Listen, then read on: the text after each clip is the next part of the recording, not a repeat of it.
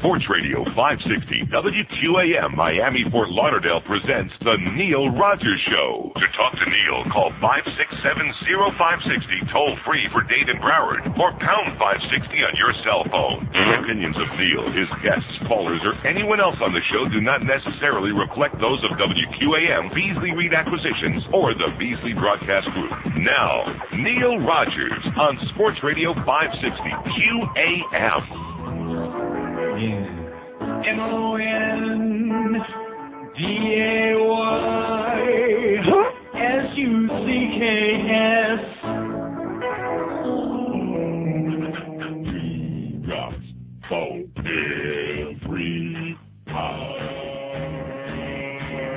All right. I be rolling with a trunk load in my 81 Buick. Crack City, here I be called. And if I have to bust a cap, I just say I didn't do it.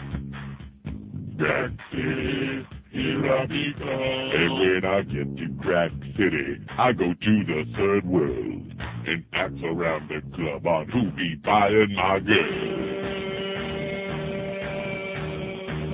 I be going to Crack City to the floating nightclubs. Yeah, I be going to Crack City and be stabbing my blood.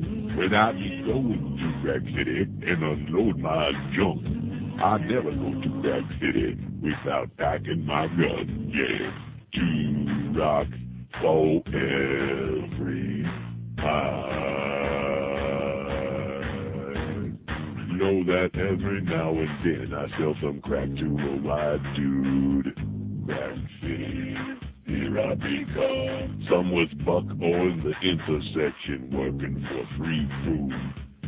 Crack City, here I be come. Well, I be cruising by the Verbal House with no windows and be knocking on Moesha. She my favorite hoe.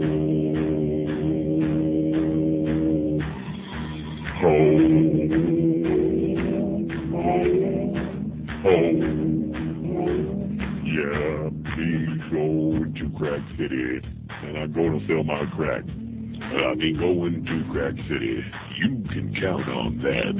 I be going to Crack City and blast my rap. I be going to Crack City, 'cause I be bad, yeah. 2 rocks for every that's right. It's supposed to be a guitar here. What are you talking about? You mean you can't play no guitar? I don't play no guitar. Oh, 10:03 at 560 WQAM, the home of embarrassment that just never, ever ends. No. Just never stops. Oh, my God, have we got a major, major development going on, which I'll get to in a second. Here, the most recent, there's always a new major development. The end of the week last week, we had, as you know, the O.J. major development, which is going on for a solid week, which would never end, because there were some people in the building who just never ceased to embarrass us. So let me just deal with that first before we get into the latest psychosis. So anyway, the Thursday morning in the Herald on page 21G, which I gave it to Hank, I think. So I don't have that picture anymore, but my memory's real good. So here are these clowns, these embarrassing excuses for human beings sitting at that table at the Astor restaurant in page 21G in the Herald on Thursday. And there was Sam, our promotion man. And what a joke that is. And there was O.J. in the middle and his latest white squeeze to his left, and then Roy Foster on the end. There was Roy! Yeah. And there was one other person in that picture, and it was former baseball player Pedro Guerrero. Now, why does that mean anything? It didn't mean anything to me at the moment because I knew who the hell it was, but I saw the picture there. Didn't associate it with anything else. And then Saturday morning in the newspaper, in the Herald, lo and behold, I see the same puss, the exact same face. And the headline on the story says, former baseball all-star busted in cocaine deal. Oh, how do you like that? Huh? So it wasn't bad enough that we had an axe murder in the middle with 2 of our people sitting at the table, but now we got a drug dealer also in the crowd. WQAM, we never met a gangster we didn't like. How do you like that? Ow! All right. You show us a scumbag, we love him. Pedro Guerrero, who was one of baseball's highest-paid stars, was charged with a cocaine conspiracy Friday in federal court in Miami. Agents of the DEA picked him up at his home in the Doral area of western Miami-Dade and accused him of agreeing to put up the money for a nephew to buy 15 kilograms of cocaine. Oh! All right, Pedro. Guerrero, whose 44th birthday was Wednesday. Happy birthday, too, by the way, Pedro. Did not pay the money directly to narcotics agents, and they did not deliver any cocaine to him, said Brent Eaton, a DEA spokesman. He was picked up at his home at such and such an address, was arranging to get a $100,000 bond when agents left him at the federal courthouse. After having been advised of his rights, Guerrero admitted to DEA agents he knew he was involved in a cocaine transaction, and it goes on and on and on and on. And where the embarrassment stops, nobody knows. So I just mentioned that in passing, that here you had at this table two of our upstanding people here, Sam Douchebag, and then on the other end of the table was Roy. And in the middle you had OJ and his newest white girlfriend, and you had Pedro. I never made a drug deal I wouldn't admit to, Guerrero. And I thought to myself, Jesus Christ, does this ever end? Does the embarrassment ever stop? No. Do we have any kind of brain here at all in this place? And, of course, when you stop and you put, now I'm not going to make any accusations, you know what I'm saying? After all these stories we're always hearing about OJ and his little nose problem. But I guess it's kind of interesting and kind of convenient to have a guy who's doing drug deals to be sitting right there at the table for like a real easy, convenient supply. You know what I'm saying? Maybe a little bit of a nose problem there, OJ. As far as anybody else at that table, they'll have to speak for themselves. Roy! If you know what I'm talking about. So then we get to Specs. Now this is the saddest, this to me is one of the low points in my life. And I really mean that. I'm so embarrassed and humiliated today, I don't know whether to scream or just eat 40 pounds of elephant crap. Or just throw it at the Virgin Mary. So Specs was our first Center One appearance on Saturday. We had a sensational turnout, one of the best ever. One of the best ever. We were there from noon to 2, and I'm going to tell you, I didn't have 2 seconds to fart. I didn't have a moment to spare because the line never stopped. There were like young people, old people, beautiful people, ugly people, in between people. Even the were you fudge packing guy showed up, who turns out, by the way, to be a real fine young man. But at any rate, and my close personal friend Jacob was there. Nice to see you again, Jacob. Don't stay away too long, sweetheart. But we had a tremendous turnout. I don't have a figure, but we raised a lot of money just on Saturday alone for Center One. And the Specs people, you know something? When I left there, I said to myself, I'm going to do about a half hour from Monday morning praising these people. This was, what a mahaya, what a pleasure to do business with people like this. They had the display set up, right in the beginning. All the people from the store not only were cooperative but enthusiastic. When I left, they had me a gigantic Luis Miguel thing, a whatever you would call that thing, like a mural. That would take up a whole wall in my house, which I will eventually unfold it, and the mural too. You people at Specs, I love you, okay? Now, the only problem is, and you've got to do spots here, which Tom Jacob, by the way, in his column yesterday, talks about the spots on QAM. And how embarrassing. But you see, Tom, it's consistent. Everything with this radio station is embarrassing. I'm embarrassed to be here. I'm embarrassed to be associated with this place. Because how many times have I been telling you over the last 2 years, this is a wannabe place. We got a GM who runs this joint, who wants to be a macher, who wants to be a mover and shaker, who wants to pretend he's a broadcaster. The only problem is he's not. That's the problem. Anybody can come up and say, hey, we'll give you millions and millions and millions of dollars, and we'll get the Dolphins and the Marlins and the Panthers, and we'll be big sports shops. And we can go to Neil Rogers and make him all kinds of promises and give him a lot of money. Anybody can do that. But doing all of the other things associated with it, like being a real radio station and a real business, that requires knowing something about the business. And, of course, here their middle name is... That's their middle name. Because anything you ask or try to discuss with them having to do with the radio broadcasting industry, the response is kind of like that. So let me do the break, take a deep breath, because I don't know how to get into this next part. Between the people at Specs and between all the nice people who came out on Saturday and all the other people that we don't even know who they are yet who've been going to all the Specs, I just don't know where to begin, other than maybe do a duff right here on the air, okay? Maybe just cry for a couple of hours. And like I said to Jicka, remember that piece that he put in the paper there about Phil and all that stuff about 10 days ago? And like I said, our biggest problem is not on the outside, it's on the inside. Our biggest enemies are within. And by the way, it was sure nice seeing Todd Dreck there at Specs on Saturday. Not. Why do people do that? I mean, don't they understand that most of the people in this building, no matter what people say about any of us, they'll come back and tell us because they don't really like some of those assholes? So, Todd, you can go down there on the second floor and badmouth me all day long, up and down the halls. I'm an asshole, I'm this and that, et cetera, and so on. Don't show up at our appearances. We hate you like poison. We can't stand you. Mr. Dreck? Premium beer. You've downed a Red Dog. You've chugged a Red Wolf. Now, open your mouth and wrap your lips around a Red Cock. Red Cock's foamy head will leave you breathless. Red Cock goes down easy, and it's never hard on your throat. So reach into that box and wrap your fingers around a long neck Red Cock. You can shake it and spray it all over. Remember, you can't beat a Red Cock. Just look for the label with the big red pecker on the front. 14 past 10 at 560 WQAM. So anyway, here Carol from Center One just faxed me the totals to show you what a great day that we had. Which also, by the way, I gave you my friend Ron at the hockey game, gave me a $1,500 check, and Fat Boy's got a check in there too. So $1,500. So we're like almost at $20,000 already. How do you like that? Oh!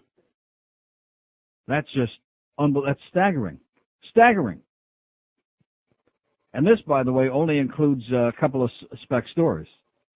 So that's the good news, is we're off to a spectacular start, an unbelievable start, and I thank profusely the people at Specs and also a ton of nice people. In fact, when I was leaving at 2 o'clock, in fact, it took me till long after 2 because there were people still standing in line, about 2:15 on Saturday, and I almost get to my car and a couple comes racing over. Neil, they stopped me. They had just driven over from Fort Myers, and somebody had given them some bad directions.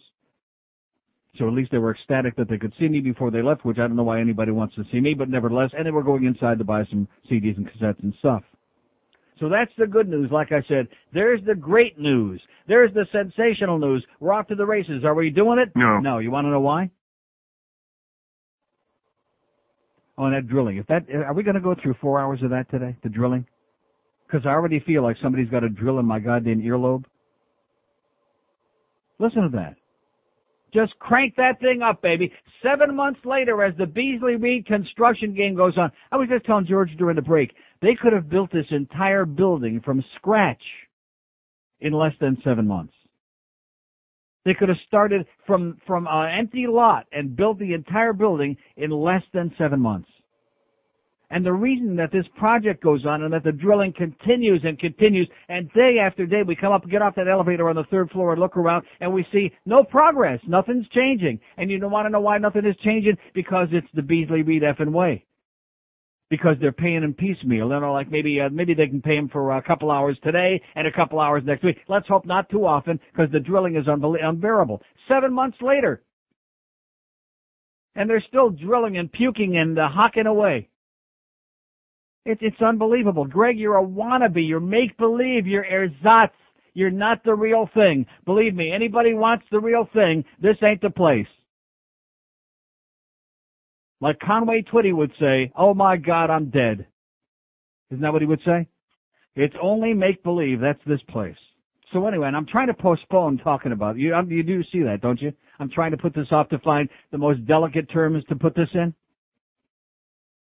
Well, let me give you a demonstration of our CDs, which, you know, I realize we have some well-intentioned people out there, but one thing about salespeople, they're all assholes, okay? It's just a matter of degree. There are some nice people in sales, but nevertheless, they're still assholes.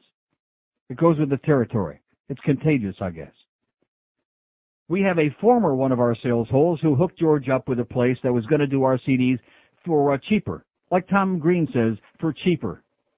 And better. And better. And do a real professional job and not have all these typos on the back, which, you know, if it was only the typos, even though it's kind of embarrassing on a couple of the cuts on here, I could live with that. I could live with that. And, of course, as far as the artwork is concerned, it's great. It's hysterical. It's well done. There I am with the Pope's hat and the schmata on, and instead of the mitre in my hand, I got a big microphone. It's amusing. It's great. Well done. The artwork. Now, let me give you a demonstration of one of the cuts on our Best of Neil CD for $19.99. I've pressed the button, by the way. I have pressed it. Believe me. Oh, there we go.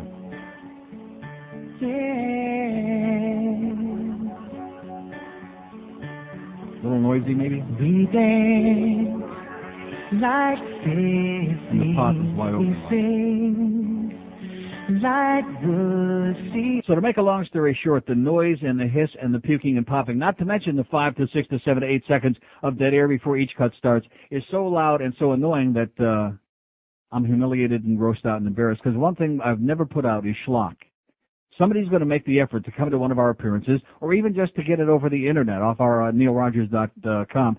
However they're going to do it, the least they deserve for their $20 donation to Center One is a quality product. And year after year after year, including last year when George had to do all the legwork himself, because we don't really have a promotions department here at this radio station. Basically, what we have is an incestuous situation going on here, and that's why everything that we touch is an embarrassment. From the golf tournament to this, you name it. Everything we do is more embarrassing than the last one. My favorite one on here, because they've added all this compression, whoever these imbeciles were that put the master together for this is my favorite. Ladies and gentlemen, if I could offer only one tip for the future, act strange, and people will leave you alone. The rest of my... I could go through the whole bunch, but that would be too embarrassing, okay? See, I took it home on Saturday after the appearance, in which I was on cloud nine. I was euphoric. I was in heaven. I mean, all the really great people that came by, you know, it just makes you feel like something worthwhile is going on. Not to mention all the money we raised for a good cause. And then I put the CD in my CD player at home, and I wanted to see how that Backstreet Boys cut sounded, and it started skipping. And I thought, well, oh my God, you know, can this really be going on? And so I took the CD cleaner, you know, those little schmatas, and cleaned it off, and sure enough, it did play. I wasn't really paying too much attention to anything else other than, will it please play without skipping, and it did. So I thought, okay, thank God. Then coming to work this morning, I'm in the car, and I thought, well, I better listen to all of these, and I just wanted to pull off the side of the road and do a duff. And just put my head in my hands and cry for hours.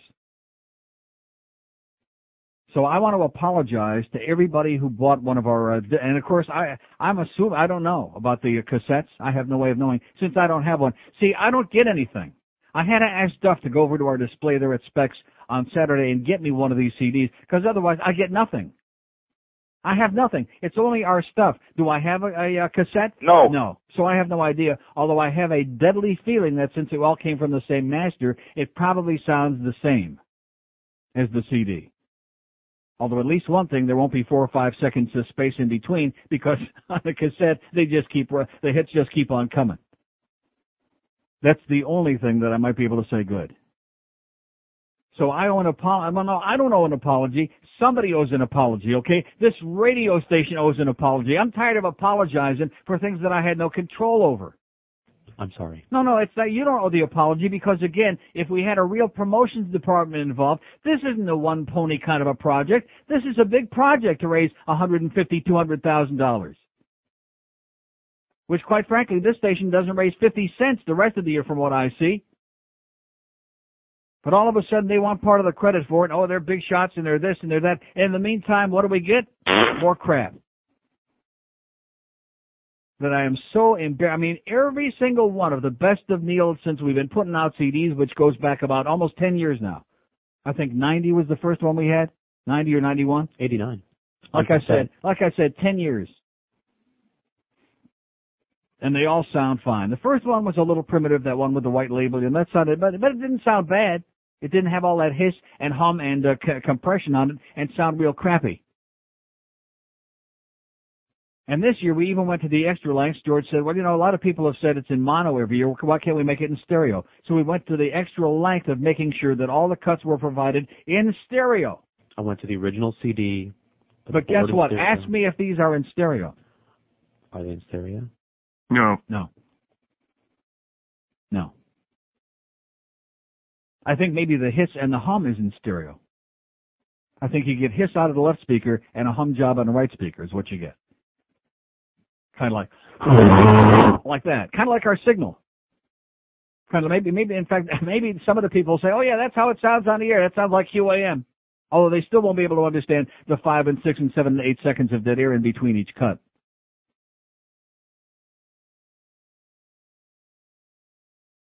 And when you stop and think that people, and believe me, there were a lot of people there. There were a lot of people. So now that we've gotten off to this great start, the only problem is we're shooting ourselves in the feet again. Again, we got more goddamn holes in our feet than a piece of Swiss cheese. We just can't stop doing it. Shooting and shooting and shooting and shooting. Even Peter North never shot this much. And of course, this morning I'm just freaked out when I come in here. Psychotic. And we're trying to figure out, how do you rectify a situation like that? What do you do to make it right? Because, and I could have not said anything on the air, but that would be grotesque. I can't do that. I'm not interested in pissing off thousands of people out there and putting out a schlock product and taking their money for it. I mean, this radio station would think nothing of that. This is the same radio station that takes money from advertisers who are buying the Neil Rogers show and stuck it in Marlin games all this last season and told, with a bait and switch, one of the most unethical I've ever seen in my life, and told the advertisers if they complained about it, oh, well, you're not buying the Neil Rogers show, you're buying a day part. So if it was an afternoon Marlin game that took place from between 10 and 2, like at 1:30 in the afternoon, well, you're just buying that time of day. So if you don't like being in the Marlin game, it's too bad. See, this is why they don't understand things like credibility and ethics and reputation, because they don't have any. How can you be concerned about that? Just like the OJ business, the only concern our management had about that in the early part of the last week until it finally blew all beyond their control was, how come I'm on the air talking about it and Mandich and Hank are on the air talking about it, and why don't we just stop making so much trouble? So I could do the same thing with the CDs. I could have come on and not said anything and keep promoting this thing and people running out there to specs and buying them off our internet site. So now basically what we've done is brought the thing to a screeching halt. And I don't have any easy answer for it. I don't know how to rectify it. I sure as hell don't want to stick people with crap. And that's what you came and got on Saturday. All zillion of you that showed up there on Saturday, we gave you crap.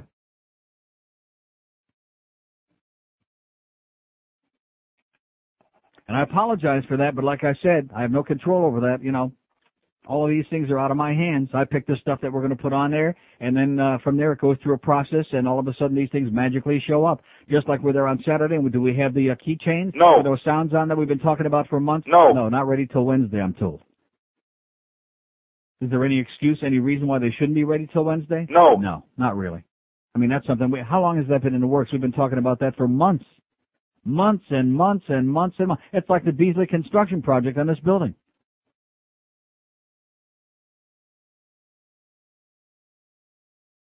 So it goes to show you, even when you try to do something good, you still can't do it. You still wind up looking like a jackass with this outfit. You still wind up looking like an idiot. So as a result of that, I'm beginning to understand why we have a whole bunch of people in this place. Please, just come in, go home, give me the check, and just do as little as possible, because every time you try to do something extra, try to do something good, they make you look like a fool anyway. Like that great ad campaign we had on TV last year. $140,000, they might as well have had a bonfire. They might have fed some starving kids or bought some textbooks for kids that have no textbooks to take home at night with that $140,000.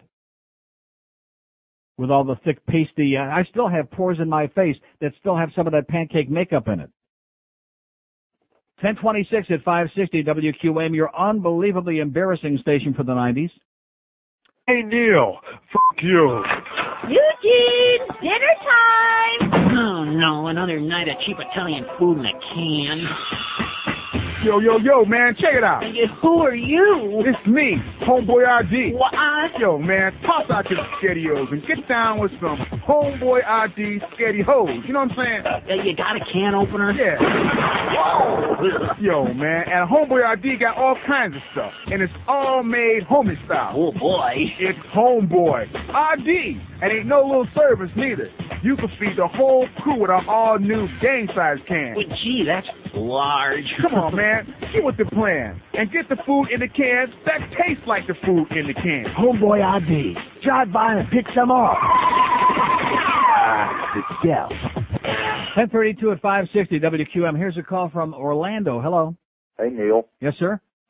Haven't talked to you in a while, but couldn't resist calling when you were talking about the bad CDs. Yeah. This is sort of pertinent to what you were talking about. I haven't got the new one yet. Last year I bought part 1 and 2. Right. And that was the first one QAM did, correct? Right. Guess what? It skips. And I drove down to Miami, the Borders, last year and tried to get one, and they were all out. So out of all the CDs, I have them from 93 on. Yeah. And yeah, but that must have just been one defective disc because the rest of them are all fine. Oh, boy. So, in other words, it was just your crappy luck. Yeah, that's my luck, but... No, the quality of the disc has always been really good. I mean, that's one thing. If you listen to Best Of, whether it's Bob and Tom or our stuff or Dick Pertner or anybody that puts out Best Of material at the end of every year for charity, they always sound great. There's never been any problem before. Well, you think they're going to redo the disc? Maybe. Well, George is talking to the people this morning, obviously, and he just had a call. But the problem is that, now we got to go back and start from scratch. Who knows how long it's going to take these bozos to recut this stuff? And I don't even know that I have confidence that these people know what the hell they're doing. Well, I'll listen. Yeah, my best advice is wait, and I'll let you know when the coast is clear. You know what I'm saying? Yeah, I'll drive down to Miami and get me another one and keep the ball rolling. Okay, thanks. Thank you. Thanks a lot. Bye. There's a guy from Orlando that's going to come all the way down, but like I said, don't do it yet, pal. Don't do it yet. Just another roadblock, just another impediment thrown in your face. Just one after another after another. Just hop over this. Come on, hop over. You can do it. Hop over this. Hop on it.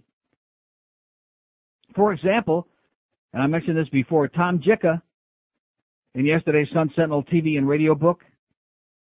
Here's a letter, one of the letters that I think Tom makes these up. You know what I'm saying? I still, he denies it, but I'm positive that Tom makes these things up so he has an excuse to write his own commentary in there. He's stupid! Yeah, but he's got a good point here. Question. Listen to WQAM AM 560 radio. They run commercials for unbelievable minutes per hour. One day recently I left work, turned on WQAM, and made it all the way home without hearing any sports from Hank Goldberg. If WQAM shows are that popular, they should raise the rates, not sell enough ads to fill the show. It's not the home shopping network. I can always listen to music if they keep this up, writes DJ in Plantation. Tom Jicka's answer, I don't know what line you're in, but you have more common sense about running a radio station than most of the broadcast executives in town, especially here. Don't blame the talent. Goldberg constantly complains about the heavy commercial load, and Joe Rose got suspended from the morning show where the ad load is insane for berating the program director over this issue. Neil Rogers has a clause in his contract that the station can only have 4 breaks per hour in his show and none can exceed 4 minutes. Unfortunately, not everyone has his clout. You have the right idea about hitting the button. Problem is, these days when you switch channels, you're liable to be tuning into another station owned by the same people. This is why they can be so brazen. Is that why we're so brazen? Is it because we own all the stations? No. Well, that's Queer Channel that owns all the stations. We only got Power 96 and Kiss My Thing, you know? Rectum. Yeah. That's all we got. And I don't think anybody that's listening to us is going to be punching over to either one of those stations anyway, if you ask me. No, it's not a question of just being brazen. It's a question of being desperate. I think that's the word you're looking for, because when you got to keep paying Wayne and John Henry, Wayne and John Henry, John Henry and Wayne, so we can satisfy all the sports nerds out there with these stupid ball games, there aren't enough minutes in the day to stick the spots in. So nice to go in there, Tom. 567-0560, pound 560 on the AT&T wireless line. Maybe we got some people out there that have already listened to their CDs. Maybe if I would have just kept my mouth shut, they would have said, oh, these are pretty damn good. You think they would have said that? No. No. They would have said, what a bunch of schlockmeisters those people at QAM are. That Neil is a piece of crap, is what they would have said. And so now we're working frantically to try to figure out, A, how we start all over again, and B, how we're going to go through the process of exchanging stuff for people already bought crap.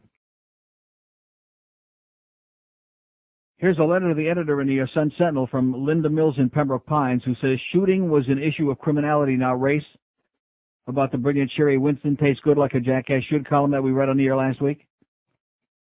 She says, I was a great fan of Deborah Work. I had hoped that Sherry Winston could replace her with the same style and grace. Ms. Work wrote about people. Color was not an issue other than to talk about difficulties and solutions. How did Ms. Winston's September 29th column about the police shooting of a carjacking suspect come across? That she cannot put being black behind her and move into the world of facts. How did this become a race issue? Would the blacks have had such a strong reaction had the young man been white or Hispanic? Or what if the policeman had been killed instead? Would there have been a demonstration at his funeral to promote increase to peace? Fittingly, on page 6B, September 29, a Digest article reported that a 14-year-old reached for a loaded gun in his waistband. Maybe Ms. Winston should ride along with the police for a while before she's so quick to judge. They put their lives on the line daily for all of us. Her witty sarcasm is misplaced. If she can't raise herself above such a racist attitude, how can she expect her readers to get beyond it? A young man was killed. That's a tragedy, but don't wallow in the something that he was killed because he was black. He was killed because he was a criminal. He made choices, and those choices cost him his life. I know that Ms. Winston is not and doesn't want to be Ms. Work. However, she is a person to be admired, and I think Mrs. Winston could use a role model right now. Be a good commentator, not an issue promoter. She writes very well. She should put it to the best use she can. Writes Linda Mills in Pembroke Pines. Nice going there, Linda. Oh! All these professional ethnics that we got out there, every time a cop does his job, he's a bad cop. And, of course, I did see the piece on 60 Minutes last night about cops covering up for each other in the unwritten code. But you know something? That's not the only profession it's in. The same is true with lawyers. The same is true with doctors. Most professions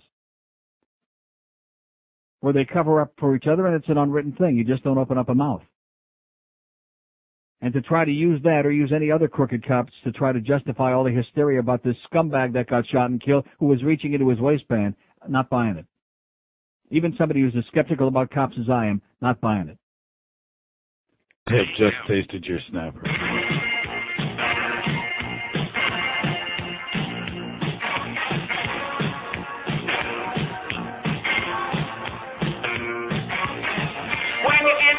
Someone new, you want that person to remember you, and if you find you stumble over the words you use, it's a way to make a first impression that will stick like glue.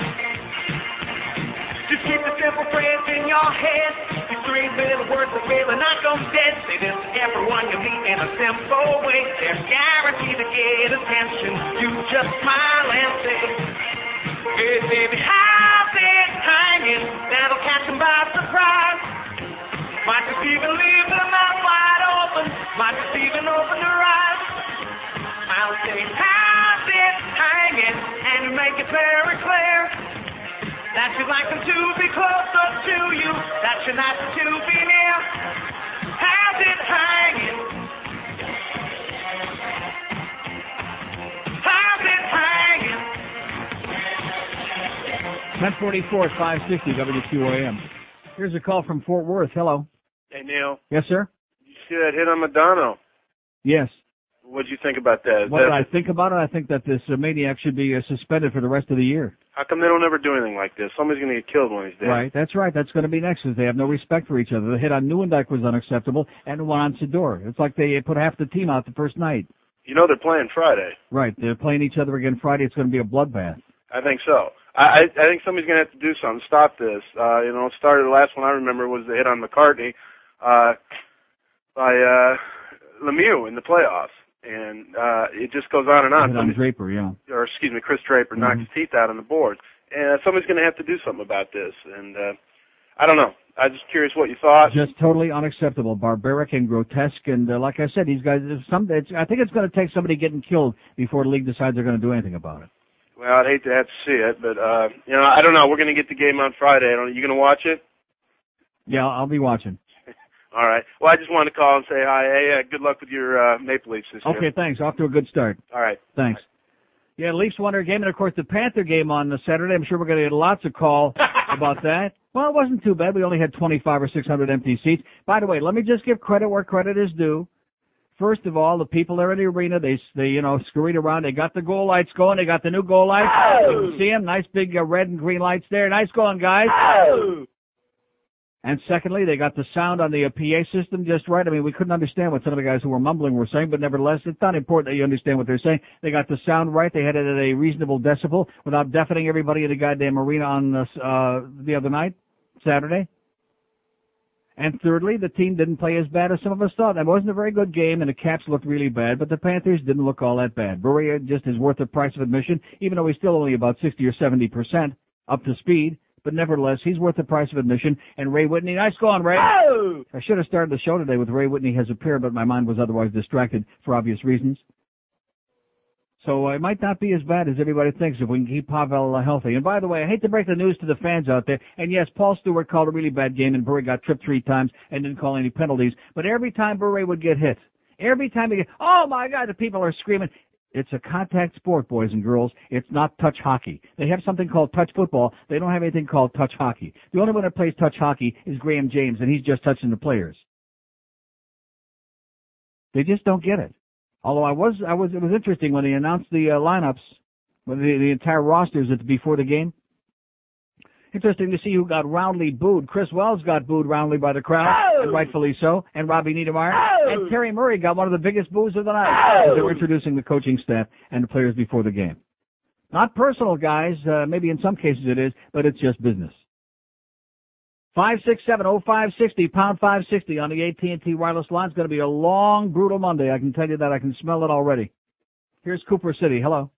Neil. Yes, sir. How the hell are you? Okay. Listen, did you see that article in Scum Sentinel over the weekend with John Henry giving $1 million for stress? That was last week. That was Friday. I'm sorry. That's okay. Don't be sorry. Well, if he's got $1 million, he's got $1 million to give away to charity in his name for some wing that's going to be named after him, and he wants us to give him money. And the answer is still no. And by the way, nice way to close out the season yesterday, Marlins, with an 18 loss to the Braves. Nice way to end the season and leave a really good taste in everybody's mouth. Hey, look, I'm sorry, but I don't feel bad for anybody who can donate $1 million to anybody. If it's a good cause, whatever. I don't even know the cause, but you build your own damn park. Yeah, I just want to tell you, when that thing gets on the ballot, if they do get it on the ballot next November, a year from now, that thing is going to, if you think the penny sales tax got beaten badly, this thing is going to be like 80 to 20% at the least. There is nobody with a brain that's going to allow public monies of any kind, any tax monies, to subsidize this son of a bitch. We're going to defeat that just like they got their ass kicked yesterday. Okay. Bye. See ya. 18 to, by that ratio, sounds good to me. 567-0560, pound 560 on the AT&T wireless line. Here's Aventura. Hello. Hello, Neil. Yes, sir. Neil, Queenie, you're so bad you stink. Here's Miami. Hello. Neil. Yes, sir. That's Pete Bolger's boyfriend, by the way. I'm glad you caught those boos in the beginning there, especially for Wells. I loved it. Right, and Niedermeyer. Listen, a guy called the other day, and I didn't notice it. I was there at preseason games, but about those new bleacher guys that run around and shoot the T-shirts up. Yeah. Have you noticed them? I didn't pay any attention. Unbelievably annoying. They were standing behind us yelling at Kolzik the whole time. Yeah. And banging on the glass. It's horrible. Didn't see that. Horrible, Neil. Would have certainly added to my enjoyment of the evening. Got to do something about those guys. Just terrible. And that 18-0 yesterday, beautiful. Give me an O. Okay, thank you. Oh, like I said, here's Miami. Hello. Hi, Neil. Yes, sir. How's it going? Okay. Yeah, it's funny you touched on something I was just about to call about. Niedermeyer got almost as many boos as cheers when he came on the ice. I was amazed, though, that Rimmer actually acknowledged it. Later on in the game, Niedermeyer was in the face-off circle, whatever, and he said, well, the crowd has sort of turned around for Niedermeyer now. He had sort of a lukewarm, if not cold, reception. I was just surprised that he even acknowledged that. Yeah. Well, he'll acknowledge it because he's turned on Niedermeyer, so the fact that he doesn't like him now, he'll acknowledge it, just like he hated the Beezer, Yeah, that's too bad that, he gets personal, but we'll see what happens. Well, what do you mean it's too bad it gets personal? When a guy's making that kind of money and is stinking the joint out, I mean, what do you expect the crowd to do? They don't like him. Oh, no, I don't blame the crowd. I'm just saying as far as Rimmer. No, I agree with the crowd. I mean, this is a guy who... Well, forget about Rimmer. I don't want to tell you what Rimmer did in my studio here last night. I came in and all the stuff that I had, all the material that I have spread out here from last week, we let him use the studio for a Sunday night hockey show, and he takes it all and sticks it in a big pile, and I come in here this morning already psychotic with this Center One disc thing, and I got Pyle sitting over here. I think he spends too much time with Podvans. Okay. Next thing I'll be saying 4-letter words on the air. Okay, have a great day, pal. Okay. Nice going, Rimmer. Never again. Okay, that clears out the board. 567-0560, pound 560 on the AT&T wireless line. See, like I said before, we had the opening hockey game on Saturday, and the calls we're getting there were about, Rimmer said this about Niedermeyer, and this one said that, not about how the actual game was or how anybody played or anything about, anything having to do with the game. Because and wait till you hear this. Wait till you hear this. The young lady that I gave, and I'm not knocking her because two things. Number one, she was nice enough to come by before the game and thank me for the tickets, and she did show up. And number two, she was honest enough to admit to me that when I was trying to give the tickets away and went through call after call after call, giving the names of some of the most famous players in the game, trying to get somebody to identify anybody to win the tickets, she had the Hockey News open to the rosters of all the teams, and she said no matter who you would have said, I would have won. Now, she didn't have to be honest enough, but at least she's honest enough to admit that she didn't know what the hell it was all about. Yeah. No, nice going, sweetheart. Thank you very much. No, seriously. I appreciate her coming by and saying thank you, and I appreciate the fact that she had enough honesty to say, I would know Oleg Kvash's number if you stuck it in your rectum. Nevertheless, it was right there in the hockey news. Yeah. So next time we do that, I'll make sure we give you ample warning ahead of time and give you, and we'll send you all a bunch of rosters from all the teams too. And give you like a minute and a half to fumble around and find the number and name. 567-0560, pound 560 on the AT&T wireless line. Look at that. I'm going to go reach for nothing to reach for. Beautiful. I think I'm going to play music today. I think it would be appropriate. Don't you? In light of I'm just going to play music. Because you know where they all are this morning, sampling. Getting all excited. I sampled for 10 seconds, by the way. Picked up right where we left off. 8 minutes before 11 at 560 WQAM. Hank Goldberg will be out at PP Park, so actually at 2 o'clock we begin our 800 hours of Dolphin pregame coverage, the Dolphins and the Bills tonight. Hank will be doing a show from the stadium at 2 o'clock. I'm certain not eating any of the food out there. 5 to 9 o'clock, 4 games of tailgating and countdown and pregame foreplay, and then the Dolphins and the Bills finally 9 o'clock till whenever tonight here on QAM. As the hits just keep on coming. Here's a mobile in Delray Beach. Hello. Hi, Neil. Yes, sir. First of all, I was just jumping for joy when I saw that picture of OJ and Sam and all of them in the paper, and then read the news Saturday there about Pedro Guerrero. Guerrero on the same page, and nobody's got any thoughts about that either. By the way, I mean this to me, I just want to put my arms up in the air and say, okay, it's a stick up, and I'm the victim, and whatever you want, I'll give it to you. That's what basically has been done to my Center One thing this year. Oh man, it was such a confirmation of everything, of what total scumbags all these people are here. They're all sitting there smiling in that picture and grinning away and everything else like that, and they all got the runny noses, and I just think that's reprehensible. Yeah. I went to my first hockey game at the rental center Saturday night. Yes, sir. And I have to say that the place has absolutely no atmosphere whatsoever. I mean, whatever a pit the Miami arena was, it just didn't have any kind of feel to the place. It's pretty and everything else like that, and we had lovely seats, and I enjoyed the game. All the new buildings are like the Air Canada Center is the same way. It's sterile.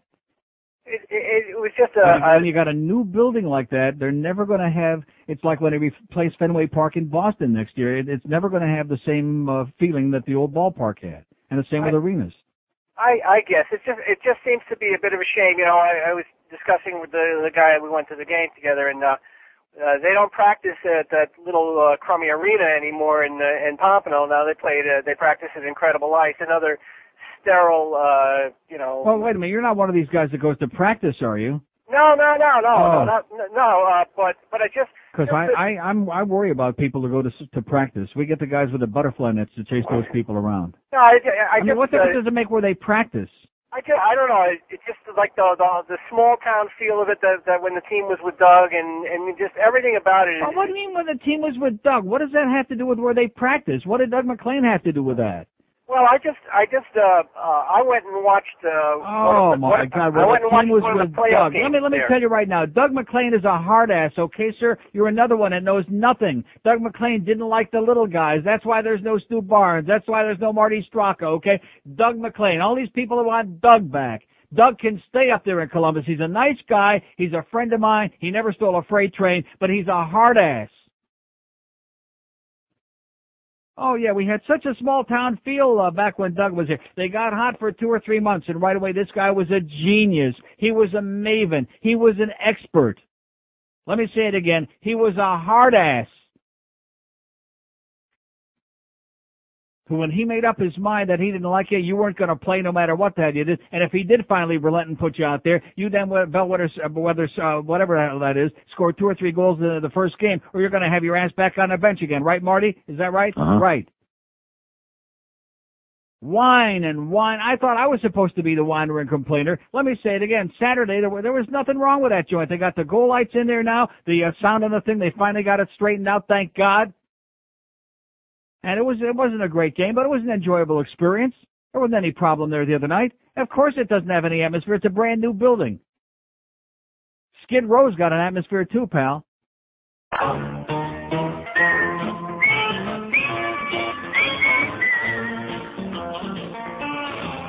Now all us rednecks sure love incest. 'Cause sex just ain't as good unless it's family. Because all us rednecks practice incest. Now I'm my only uncle and it worries me. My Aunt Esther took me with her back to her double wife. What a deal, ain't got no wheels, and inside smell like something died. She kissed my cheek and winked her eye and said, we're all alone in the house. But I got sick when she gave me a kiss, chewing tobacco in her mouth. All us rednecks sure love incest. 'Cause sex just ain't as good unless it's family. Because all us rednecks practice incest. So come meet my new wife, she's my niece.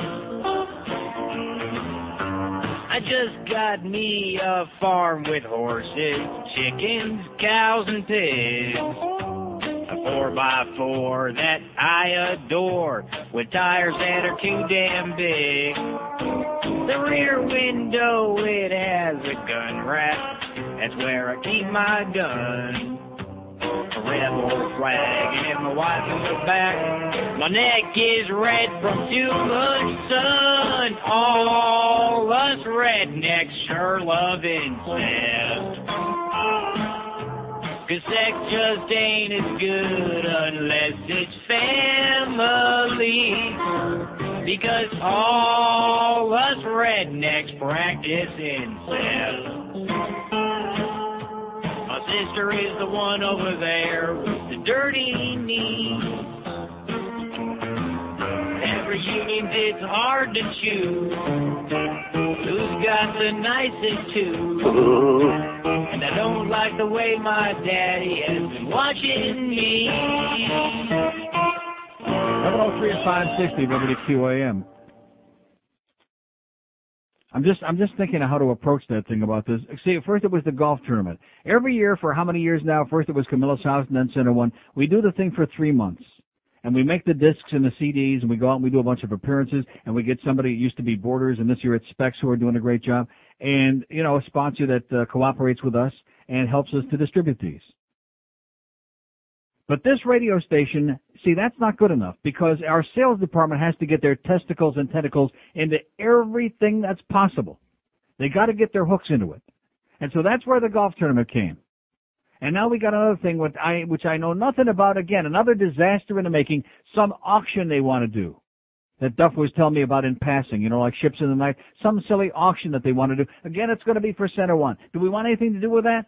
No. See, if our promotions department, if our programming department, if the sales department, if they would all put their efforts into helping us do this one thing and do it right and do it well, we wouldn't have the problem that we're having now with these bogus discs that sound like that. And we wouldn't have to go through all the embarrassment, and we could do a nice professional job for 3 months and raise whatever it is that we raise and be proud of it and help a nice charity and do it without all the embarrassment that's always attendant to it when you hear a QAM. Why is it that everything we do has to be embarrassing? Is there a law written here? Is there something out there on the goddamn door that I missed the first day I came in here? That it's part of the Beasley Reed effing way that there has to be embarrassment involved? Just like Todd Dreck showing up there with his family on Saturday at the appearance and smiling and glad-handing and looking around. I don't understand that. Here is a man who hates me like poison and the feeling is mutual. Does he sell this show? No.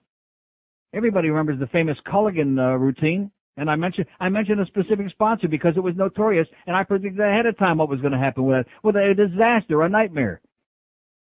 Every minute of every day that this man isn't doing whatever it is that he does to pass for making a living, he's running around in the hallway up here, down on the second floor, like on Friday. The only reason Neil's talking about that OJ thing, he's got nothing else to talk about. Forget the fact that it was Joe Rose came in and recorded 9 on Friday morning and handed me the Herald from that morning with the OJ picture in there, which is rubbing more salt in our wounds that were already bleeding profusely. Forget about that. The fact that everybody in the building was psychotic about that. No, I was only talking about that because I have no show and I got nothing to talk about. That's right, ain't it, Todd? Is that right? Uh-huh. You jackass. See, one thing I can't stand is phonies. I cannot stand people who give you the glad hand and the big smile when you know they can't stand you and the feeling is mutual. What's the point? I mean, if my life is that vacuous that I have to take a Saturday and go out to some station appearance just to go out there and pretend to be a schmoozer, then I'd have probably put a gun to my head instead of wasting all the space and oxygen. So stay the hell away, Todd. We don't want to see you. We don't want to smell you. We don't want to know from you. Here's Pompano. Hello. Hey, Neil. Yes, sir. Sounds like you're using way too much common sense there. Yeah. The dealing with the atmospheres in buildings. I mean, obviously it comes over time, like you just said about. Of course. But that's the thing people are. How do you build a building and you create atmosphere in the beginning? I mean, there are some exceptions like Camden Yards, I guess, but that was a building that was built, for that purpose, to be schmaltzy and to be a throwback to the old baseball stadiums. Well, sure, but like the old Maple Leaf Gardens, I mean, we went there as children, and that's how you grew up in that atmosphere, and that's how it happened. Right. Actually, what's neat is this summer my godfather is being inducted in the Hall of Fame along with Gretzky. Who's that? Scotty Morrison. Oh, really? Yeah. Great. He used to work for my dad in Vancouver. How do you like that, eh? And so we're going to go to the Hall of Fame presentation. And by the way, it sure pleases me to see the Rangers only get a tie out of 2 games over the weekend. They scored 2 goals in 2 games, and now they signed Alexander Digg, who's a movie actor, not a hockey player. I hope they wind up spending $100 million, and they still won't make the playoffs. I think they're going to make the playoffs, but, down around the 7th or 8th position. Good. I mean, I really think that's where they're going to end up. I'm Anyway. so sick and tired of New York sports teams with all their big money trying to buy every championship. It makes me want to barf. But that's kind of life nowadays. Yeah. With the way things are in sports. Anyway, I just kind of wanted to pass that along. And, okay. Have a good day. And back to you. Yes, sir. Yeah, that guy that called before, you're so typical. Oh, it didn't have any atmosphere. It's my first time in a building. I don't know what the problem, what was the problems? The problems we had last year was you couldn't see the goal lights when a goal was scored, and the goddamn sound system could blast you out of there, and that was basically the biggest problems in that joint. They corrected that. Thank you, guys. The Neil Rogers Memorial goal lights there. And it was an enjoyable evening, and we won the goddamn game. But this freaking town, all they know how to do is complain. And by the way, Greg Kotex has a column that almost makes sense if it weren't for the stupid headline, and I realize the guys don't write the headlines for their own stories. Bure displays Marino-like potential. Some jackass put that headline in the Herald this morning on Greg Kotex's column. It's a great column about Pavel Bure. But again, this Wednesday night is going to be the second home game. The L.A. Kings weren't exactly a great draw. So there's another excuse for people not to come by.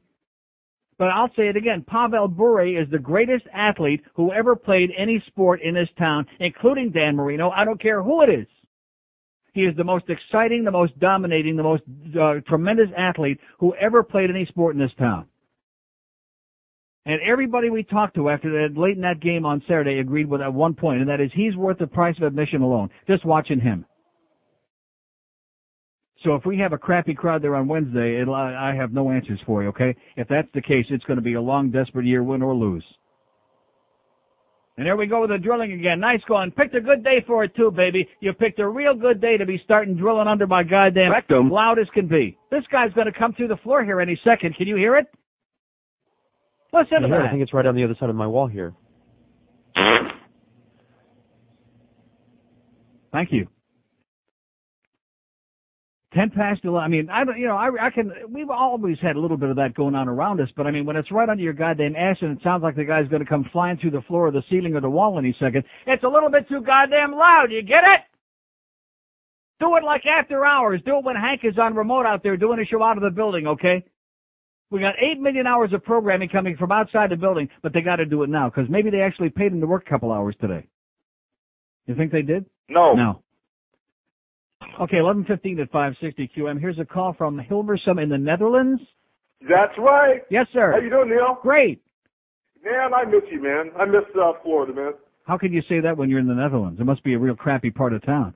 Hey, it's just cool, man. I mean, it's like I think we got up to like 60 degrees today. So where is Hilversum? Just south of Amsterdam. Oh, not bad. How far? About a half hour on the train. Not too bad. Yeah, not too bad. So how long have you been there? I've been here for almost 2 years. Right. Yeah, but I used to live down in Pembroke Pines. And you miss Pembroke, and you're a half hour from Amsterdam you're living, and you miss Pembroke Pines? No, I just miss. Come on. I miss my beloved Dolphins, man. Yeah. But we finally started to get like NFL on TV over here this year. Right. So we're like almost. It's almost human-like to be here.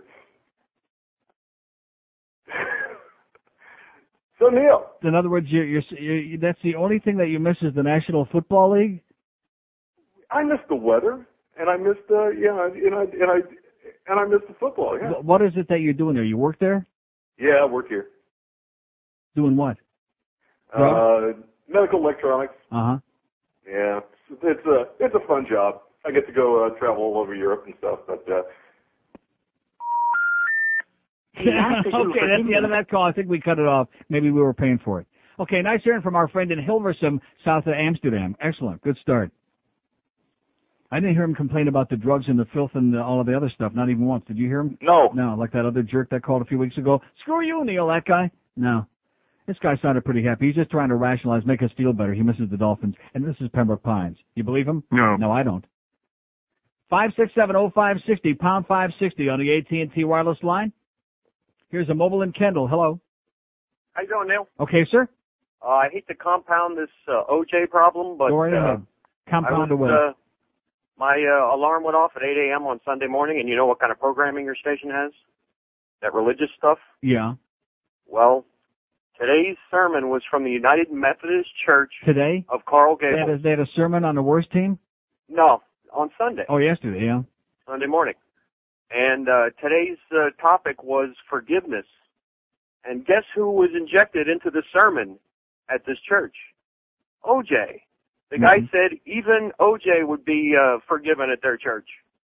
So you might want to find out who in your station is going to the United Methodist Church of Coral Gables. Maybe we can hook him up. Exactly. This guy went on to say that no matter what he did, that in the eyes of the Lord and in the eyes of the church, he would be forgiven. Isn't that great? Religious wackos, sir. Yeah, well, that's the whole concept with these religious nuts, is that it doesn't make any difference if you're a good person. There's no incentive to be a good person. In fact, that whole Christian bullcrap about, good works alone won't get you into the kingdom of heaven. You have to believe our bullcrap. If you say you believe our bullcrap, no matter what you do, we'll forgive you and you'll wind up in heaven with the angels and whatever else. It's ridiculous. It's insanity. There's no incentive to be a decent person with religion. It's garbage. Well, he also mentioned this station by name. He said QAM carries our broadcast, and it's a sports station. Yeah. So I got a feeling there's some inside stuff going on here. Sounds like a conspiracy to me. Sounds like more OJ crap. We just can't get rid of the OJ droppings, you know? Okay, thanks for the bad news. All right, sir. Just today I needed it, too. It's like Jesse Ventura, you know. I mean, I applaud him for the things that he said, the Playboy interview and all of that good stuff. But the fact is that sooner or later they have to bring all these people back to reality. I don't know if anybody saw Meet the Press yesterday. With that jackass, that fat-faced, red-faced, pushed Tim Russert. And they had Jesse Ventura on there, an interview they taped on Friday. And, of course, you know, sooner or later, all these pious people, these pandering liars in the media, they got to bring them back to earth, you know. Oh, you don't really mean this, you know, and don't you believe in God? Now, I will say this, you know, he stood up pretty well for the thing about ripping organized religion. But then when, you know, Tim Russert puts him on the spot about, let me ask you, Jesse, don't you believe in God? Oh, yes, I do believe in God. But that wasn't good enough. But you believe that Jesus is the Son of God, etc. And there was a long pause, and he kind of hemmed and hawed, and yeah, I believe that. Now, does anybody believe that he believes it? No. Of course not. I believe he meant exactly what he said about that it's a sham and a bunch of garbage for weak-minded people, because that's what it is.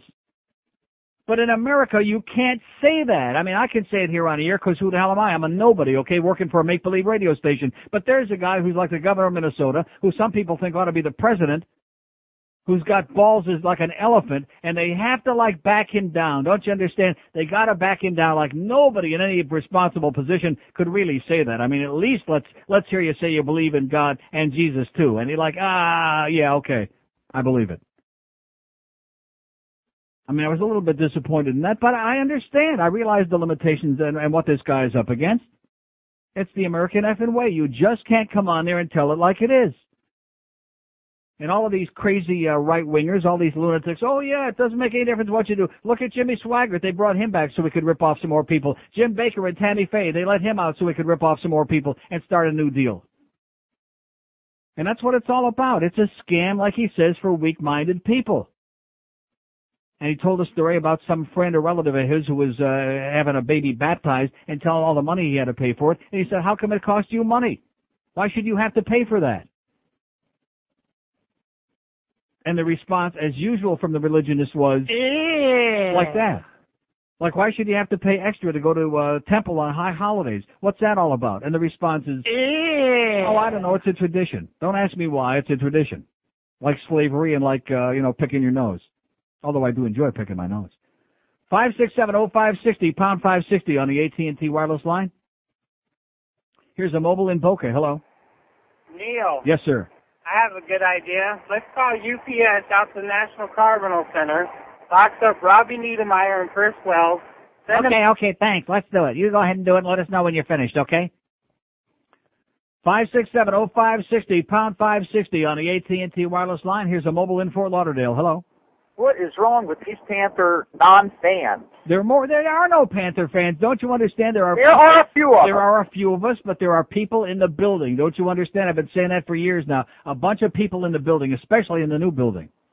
We were there Saturday night, and the only thing that gets on, and you're right about Pavel Bure. The guy is absolutely a dynamo. When he gets on the ice, you just know something's going to happen. Right. There's electricity. It's unlike any other sports person in this sector.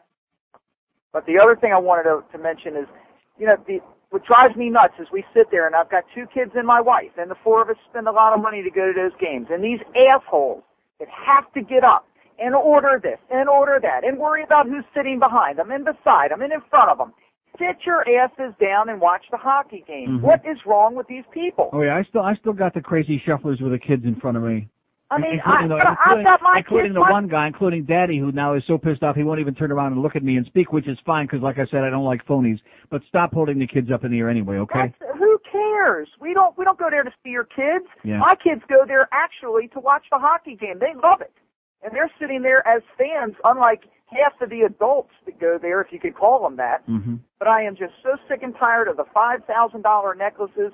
These beautiful, think they are women going there, standing up in front of everybody and parading around when there's a hockey game going on. Yeah.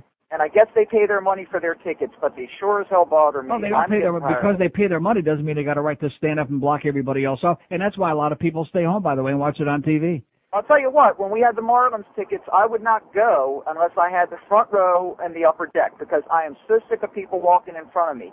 These fans down here have absolutely no idea when there's a stoppage. Okay, well, listen, I'm glad you had a good time. Thank you. 567. Everybody had a great time there Saturday. Oh, no, we had a good time. I mean, it wasn't the most exciting game in history, but we had a good time. I got no complaints.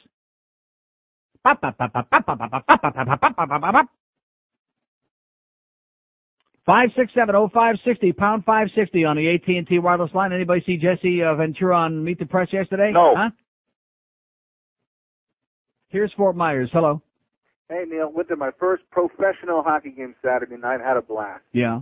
And I don't know what everybody's complaining about. The atmosphere was fine for me. We had a lot of fun. I'm definitely going to go back. Only one complaint, a 300-pound woman right behind me with gas. Mm-hmm. Horrible gas. Well, it goes to the territory, man. And the alcoholics with urinary infections. But other than that, I had a great time, and I'll be back. Okay. All right. Excellent. See you Wednesday night. L.A. Kings. 600 open lines here this morning. The Cats got their tongue. 567-0560, pound 560 on the AT&T wireless line. You know something, Jeff Hyde, there's another one. See, basically, what this radio station is all about, and of course it's no coincidence because our sales manager, her husband is the sales manager for Clear Channel, so there's this really very bizarre, not just incestuous relationship, but like a lot of people would call it a conflict of interest. And so all the losers from over there, all the people that they don't want to have, she hires and brings them over here. Not to mention Fat Boy, who thinks that he's going to put a spot on the air for me, who tries to get a spot on the air that we can't do anymore. And number two, I've never heard about in the first place. Another Jeff High nightmare. How can this be going on? How can this man put spots on the log? I thought only the water Nazi could put spots on the log. How is this possible? We cannot do those spots live, Jeff High. It cannot be done. It's freaking legal, you fat piece of turd idiot, you. Don't you understand it? No. Don't you get it? No. Is it possible to go out and actually sell one real account on a show? No. No. And they wander around here just like Greg Reed this morning comes in going, just totally oblivious. I mean, is he listening to this show? Is he aware of anything going on here besides there's a goddamn ball game? Is he aware of anything else in the world? No. No. God, how is it possible? If I could just begin to tell you, life could be beautiful, like my mother always says, but it's not because there's a lot of assholes running around. If I could just convey to you how frustrating it is to work for somebody who is so detached, so uninvolved, so far, so many light years away from the business that we're supposed to be in. That's the source of frustration. I don't think he owns a radio, to be honest with you. Maybe in a car. This station stands for nothing.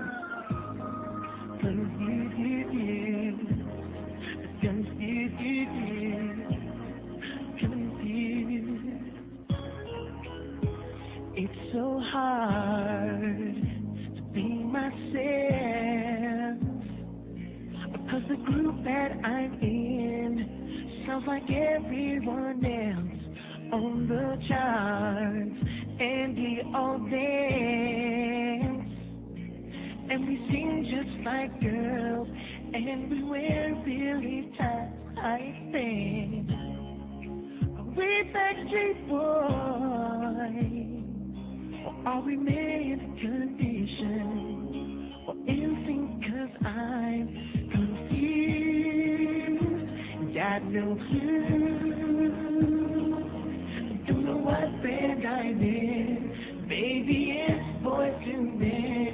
The sounds all around. Every group sounds the same. Yeah, we're painfully lame. Casey and JoJo and boys on two. Joey McIntyre sounds just like us. I'm confused.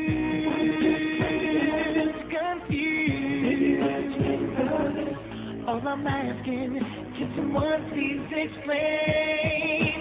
'Cause I'm confused. I'm confused. I don't know what to think, but I know this song sings. Nobody knows who we are, that's the truth. All we're asking, can you tell us our name? Oi! 'Cause we're confused. Man, I'm so confused. We're confused. Join the club, boys. We're confused too here because we work at WQAM. We work at a crazy house, an insane asylum, 1133 at QAM. So somebody faxes me, by the way, the article about Pedro Guerrero from Saturday's paper, and also faxes, and thank you very much, although it's not a very good fax, from Friday's Herald, the picture there, the infamous picture from the Astor restaurant. And he asks on the bottom of the fax, is the Pedro with OJ and Roy on Friday the same Pedro in the news on Saturday? And, of course, the answer is yes. Yes. Same drug dealer. I mean, I think everybody that goes to dinner ought to bring their drug dealer with them, don't you? Don't you think that's a good idea? Why the hell not? I mean, I don't want to get choked up about it or emotional, because we got plenty of other stuff going on here to get real emotional about. But at any rate, you know, we'll do the best we can. That's all we can do, because otherwise this place could drive you to lose your mind. You really could. I mean, my head is just, it's like there's a man with an anvil. They've even stopped doing the drilling. It's like there's a man with an anvil. How about, do you think Advil will do it for the anvil? Do you think that might help? Unbelievable. The home of absolute ineptitude, and it just keeps, it's like a snowball that you're rolling down a giant, like the Alps. It's like you're in the goddamn Swiss Alps. And you're rolling a little snowball, and it's rolling downhill and getting bigger and bigger till it's like a goddamn avalanche. Like this fat boy thing. Everything we've done, I've been here for since about 9:45, less than 3 hours. And you think if you had a bad night's sleep last night, you had a nightmare. We've had 40 nightmares here already this morning. It's not even noon yet. Oh, and as soon as I said that, they started goddamn drilling again, by the way. Cut the goddamn drilling, you asshole! Come back after too, jackass! Fat boy. There's another. Is there any reason, is there any excuse in the world why he should be here? No. Why he's in this building? No. No. Another game player. We warned them. We told them. We begged them. We've worked with this big, disastrous person before. Please don't hire him. We begged them. And, of course, we're liars, so they naturally ran out and hired him. Everything George and I say, we're liars, we're troublemakers, we know nothing about the business, we're crap. In fact, I wasn't even going to mention it because it sounds self-serving, but Joan Fleischman in the Herald this morning writes a piece about Phil Henry being back on the air, and she says, quoting Phil, it says, Henry, known for his many character voices, calls Rogers the greatest single talent in American radio, and although he'd hate this term, a mentor. Competing with him, if that's what it is in the cards, he says, will be brutal. That's what he said. Are you sure? Well, that's what Joan Fleischman says anyway in the paper. I mean, we respect each other. He's a good talent, a hell of a talent, and there you go. That's what he says. But we're troublemakers. We're bullcrap artists. We got all these numbers on this station, all this revenue, but we know nothing. We're bad guys. So if we try to tell a sales manager here something who is one of the big, and she, by the way, spent a half hour here Friday afternoon telling me that she's not a liar. Half an hour in response to that thing from the Lagomar Golf Club. Remember when Nixon went on TV and said, I am not a crook? That's what it reminded me of. Yeah, same thing. Maybe we can get you a press conference, Screw-Ann. You can go on the air on television to get your reputation back, such as it is. And announce to the public, I'm not a liar. Anybody believe me? No. No.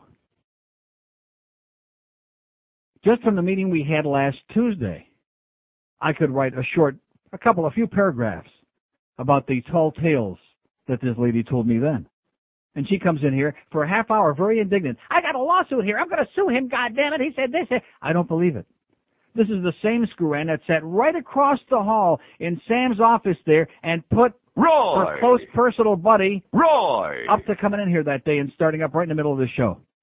And sat there laughing hysterically while it was going on. Just like this morning when we come in and here's Peter Leonard, another crazy person standing in there with you. And I'm going ballistic because these CDs are all screwed up. And I says, oh my God, we got a horrendous problem here. And his response is, oh, it'll make good show material. I've been doing this for 100 years, guys. I don't need to have crises to have good show material. I got a zillion things I talk about every day on this show. I don't need to have people putting impediments in my life to have something to talk about in spite of what Todd Dreck says down on the second floor. This place needs an enema. That's what this radio station needs, a big, big house cleaning. And with the impotent general manager we got, it's never going to happen. Because that's the one thing you can bet your life on, is nobody ever gets fired in this goddamn place, no matter how many problems they create, no matter how much chaos and trouble they cause, nobody ever gets fired at Beasley Reed. If you can get fired here, baby, you're going to Guinness Book of Records. It's almost an impossibility. You could go in there and take a dump on Greg Reed's desk right now, and he'd probably say, boy, that's an interesting flavor. That's right. He'd probably say, by the way, you smell that? What's that? Yeah, I'm telling you, that's what he would say. Yeah. Right. I'm not saying he's not the most aware guy in the world. He's out of touch. He's out of the loop. He's out of contact with reality. That's why we had somebody trying to put a live spot on his show this morning that he knows I can't do live, that it's against the law for to be endorsed a bunch of lawyers on air. As much as I love Randy Multash and my friends at the Ticket Defense Team, and the spot ran on tape, which is great, and I love them, but I can't do it. Did he ever ask me about it? No. No. He said that was a mistake. He put the order in wrong. He knows you can't do it. He screwed up. The first thing he said was that I have the copy for it. That was the first thing that he said. Wasn't that the message you relayed to me? Was that Jeff High says you've got the copy for it, mister? Well, that was before you said That was before I outed him on the air about him trying to pull another one of his goddamn shady deals that he's notorious for and slipping something through that he doesn't bother telling anything about. Like that restaurant he tried to put on his show where the food tasted like wreck, like somebody had done that pile right on the goddamn tray. Oh, it's unbelievable. So what we have basically is anybody at Clear Channel that they can't stand, that they can't tolerate there anymore, they just ship them off over here. And we say, oh yeah, let's sign them up. They'll write a lot of business. How's the Culligan man doing, by the way? This fall on CBS, meet a small-town priest who speaks the Word of God and adds a few choice words of his own. It's Father Tourette's Mysteries. Dearly beloved, we are gathered here today to join together this sucking little sucker mother in holy matrimony. Father Tourette Mysteries, a new kind of family drama from the producers of Chicago Hopeless and NYPD Blue Ball. Oh boy, oh you slut, oh you little whore bag monger, you bastard you. Sundays this fall. Spend an hour with Father Tourette right after an all-new season of Touchdown There by an Angel, only on CBS. It's 11:45 at 560 WQAM. Well, I finally got a nice smile on my puss because I just received one of the most unbelievable faxes, which I won't read on the air, but it's great. Woo! Here's Sunrise. Hello. Hi, Neil. Yes, sir. Well, he asked Jesse, if Jesus was his savior. That's when Jesse was hemming and hawing over there. But better than that was when Reggie White was on. Oh, God, I forgot about that. Oh, boy. Forget about it. Yeah. And he was asking what was wrong in America, and he said there's no discipline with kids. Yeah, he only uses, he whoops them. He whoops them. His little boy and little girl, he whoops them both, but then he gives them a big hug after they start bleeding, he said, with his belt. He goes, I don't spank them, I use a belt. Right. Oh, but that's what I you notice when Tim Russert said to him, well, certainly when you were playing in the NFL, you must have played with some players who were homosexual. Oh, no. Oh, no. No, of course not. Nobody. No. Oh, only Reggie. Unbelievable. Maybe he hit them with a belt. Could be. In the locker room. After the towel. Or maybe with the tongue. Yeah, after the towel snapping. Mm-hmm. Right, Neil. Okay, thanks. Bye. Yeah, Reggie White, there you go. They just keep dragging and parading this goddamn bigoted Schwarzer around over and over again, and who the hell needs him? What's the point? Like he's going to give America lessons on morality, on intelligence. Maybe we can get Evander Holy Molyfield. We can all join his church too and find out how to be the father of our country. 567-0560, pound 560 on the AT&T line. You see, America, everything is cookie cutter, baby. You can't really be an individual. You can't really tell it the way it is because it don't take very long before they all bring you back to a reality. Just like poor Jesse, who's trying to do his best to stick to his guns. But, we got to ask him these questions because if he says no, then he's totally out of step. So let's see if we can embarrass and humiliate and make him squirm and wiggle a little bit. And, of course, he's going to say he believes in God. And Jesus, yeah, I guess so. Tim Russert, you're an asshole, baby. You're a big, fat-faced, drunken Irish piece of crap with red cheeks. And your wife couldn't write a book if somebody stuck a gun in her. I'll tell you that right now. His wife was the one that wrote the book about the Versace murder in Cunin and wrote the thing about the glory holes and about guys sticking their under the goddamn stall while they're doing the limbo rock with their something that rhymes with rock. Here's West Palm Beach. Hello. Hello. Yes, sir. Hi, Neil. Listen, I was just wanted to talk to you a little bit about this OJ thing. I know you beat it to hell over here, but I was listening to you all week and hearing all you guys with your comments about OJ, and I agree 100%. And then after listening to that letter that you read on the air the other day, my question to you is, what does the management say to you when you confront them and they deliberately went out to put this bum in this golf tournament? Well, what is That's what they say. I mean, that's no answer. Well, I'm just telling you. They just give you, they're embarrassed, they're upset, and nothing happens. That's all. Greg Reed scratches his head, and it's like he's in limbo. He's in suspended animation. Do you think they do it just to get the publicity, whether it's bad or good? No. No, they do it because they're inept and because we got a bunch of loose cannons running around here who have jobs for life. In any other business, there would be at least two people, maybe even more, who would have been fired by now. I mean, that's guaranteed. There is no question about that. And to the best of my knowledge, nobody has been fired, suspended, anything, unless I'm missing something somewhere. And then after all this bad publicity, you think they would come on the air and give a public apology? Hank talks about the bad food at JRS, which is absolutely right, at PP Park, and makes a couple of comments about two troublemaking bitches in his building, and right away they suspend him 3 weeks, part of that without pay. And then Joe Rose gets bent out of shape with our program director one day about running 80 minutes of spots an hour, and they suspend him for a week. But we got guys out here who are subjecting this place to humiliation and embarrassment, and to the best of my knowledge, nobody's suspended, nobody is fired, not one piece of action has been taken by our general manager, Greg Reed, who is the most impotent human being I've ever seen in my life. But you would think that after all this, at least a public apology to you and the rest of the I talked about that on Friday. There is nothing going on. Absolutely nothing. Okay, thanks a lot. The man was in here this morning and he said, Yeah. Good luck, pal. Good luck to us. Good luck to us here, trying somehow to survive and keep our heads up straight. Keep it straight. You're embarrassing, Greg. You're embarrassing us. You're degrading us. You're subjecting us and the people running around here. Oh, it's good show material. I'm serious. Whatever mental institutions we've got down here, they could fill an entire ward with some of the people running around loose in this joint. 567-0560, pound 560 on the AT&T wireless line. Here's a mobile in Miami. Hello. Mobile in Miami. Hello? Yes, sir. Hey, Greg, how you doing? Okay. Hey, Neil, I'm just calling for Greg Reed. That man's a piece of crap, because when they had that $10,000 giveaway, yeah, my girlfriend won it, and he didn't give her the money. Mm-hmm. He didn't give it to her? He didn't give it $10,000. That's the piece of crap that he is for real in life. And that's all I want to say. Thanks, Neil. Okay. Well, don't be listening to Power 96 anymore. I saw Kid Curry in the hall, by the way. I said, how's my tickets coming? Oh, you got them. Don't worry. Yeah, my Backstreet Boys tickets. And he went, like that. I don't know what that meant, but that's kind of what the sound he made as he was walking away. Kind of like, don't hold your breath, fatso. Something like that. Oh, yeah, you got him. Sure. I believe you. Do I believe him? No.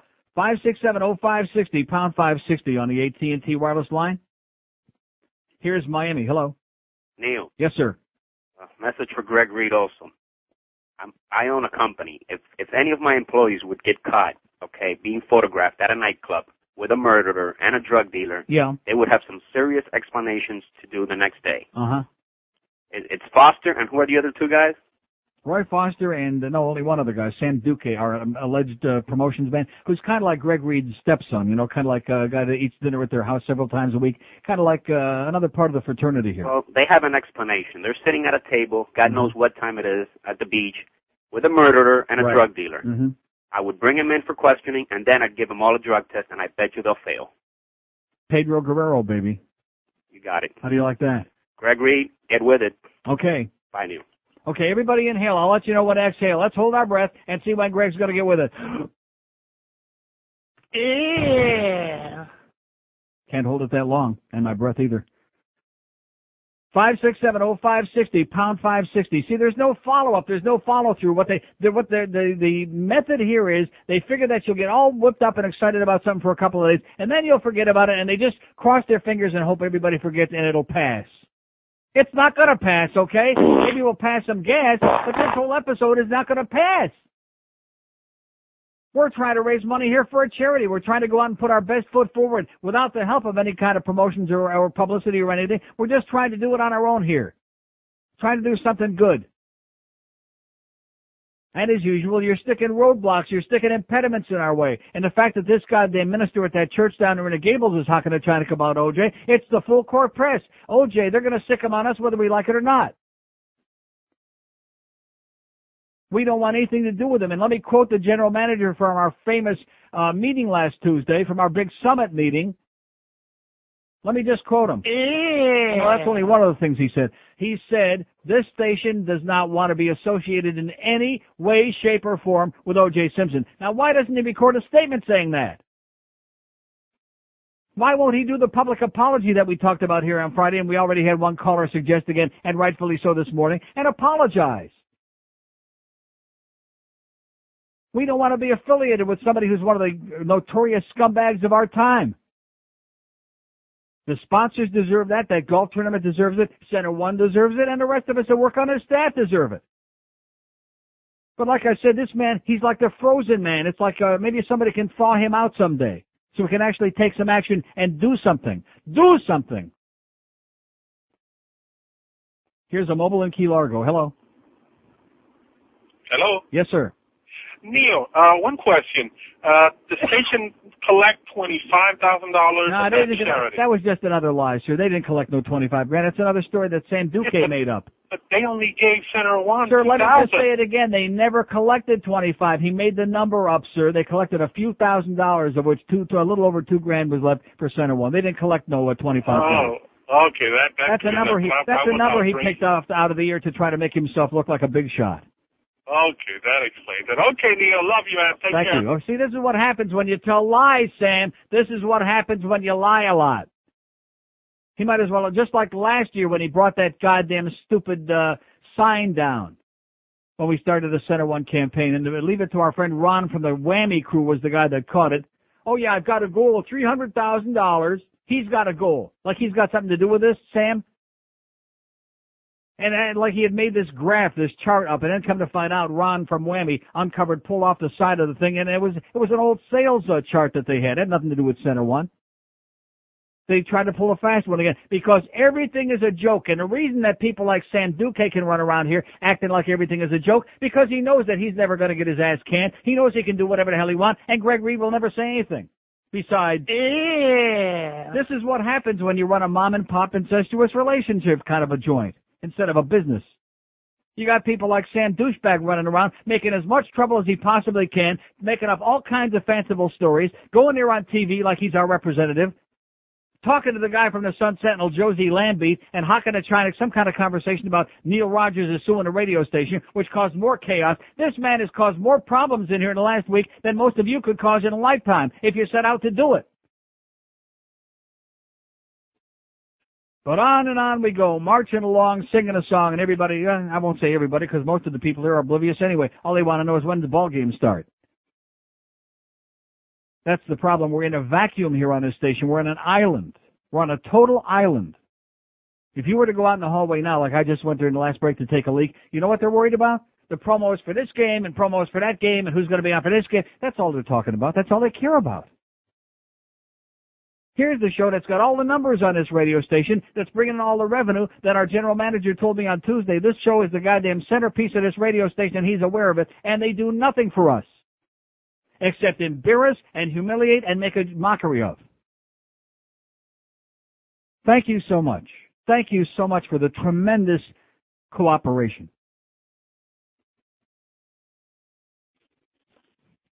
It's 11:56 at 560 QAM. You know something? Seriously, I may have a stroke right now on the air. Remember John Pénelas was in here the other day? And I showed him this thing about the Brandy's copy, about nobody likes to shop. You heard the part of the conversation. And so we crossed that out, and I wrote in, men don't like to shop, because I told him women love to shop. They live to shop.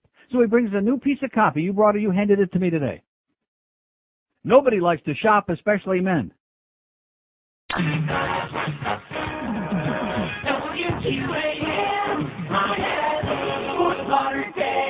Football on CBS.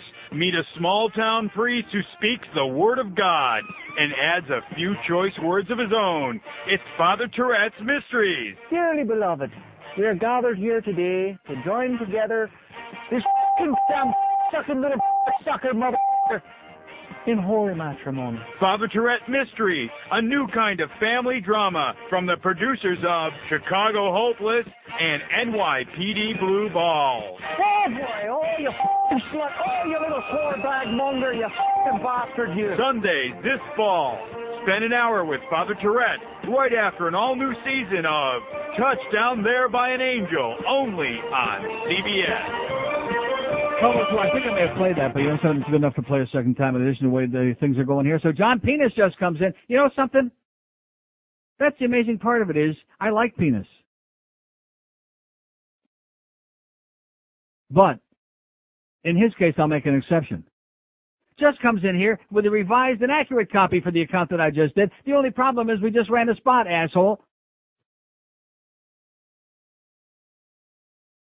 And while I was in the hallway there, speaking to our program director, who's in there with Gary Sarner, stroking each other, guess who's in the hallway over there and is going back into his office? Who didn't get suspended? Who didn't get fired? Who didn't even have the decency to vanish for a couple of days? Sam! Sam Duque Reed.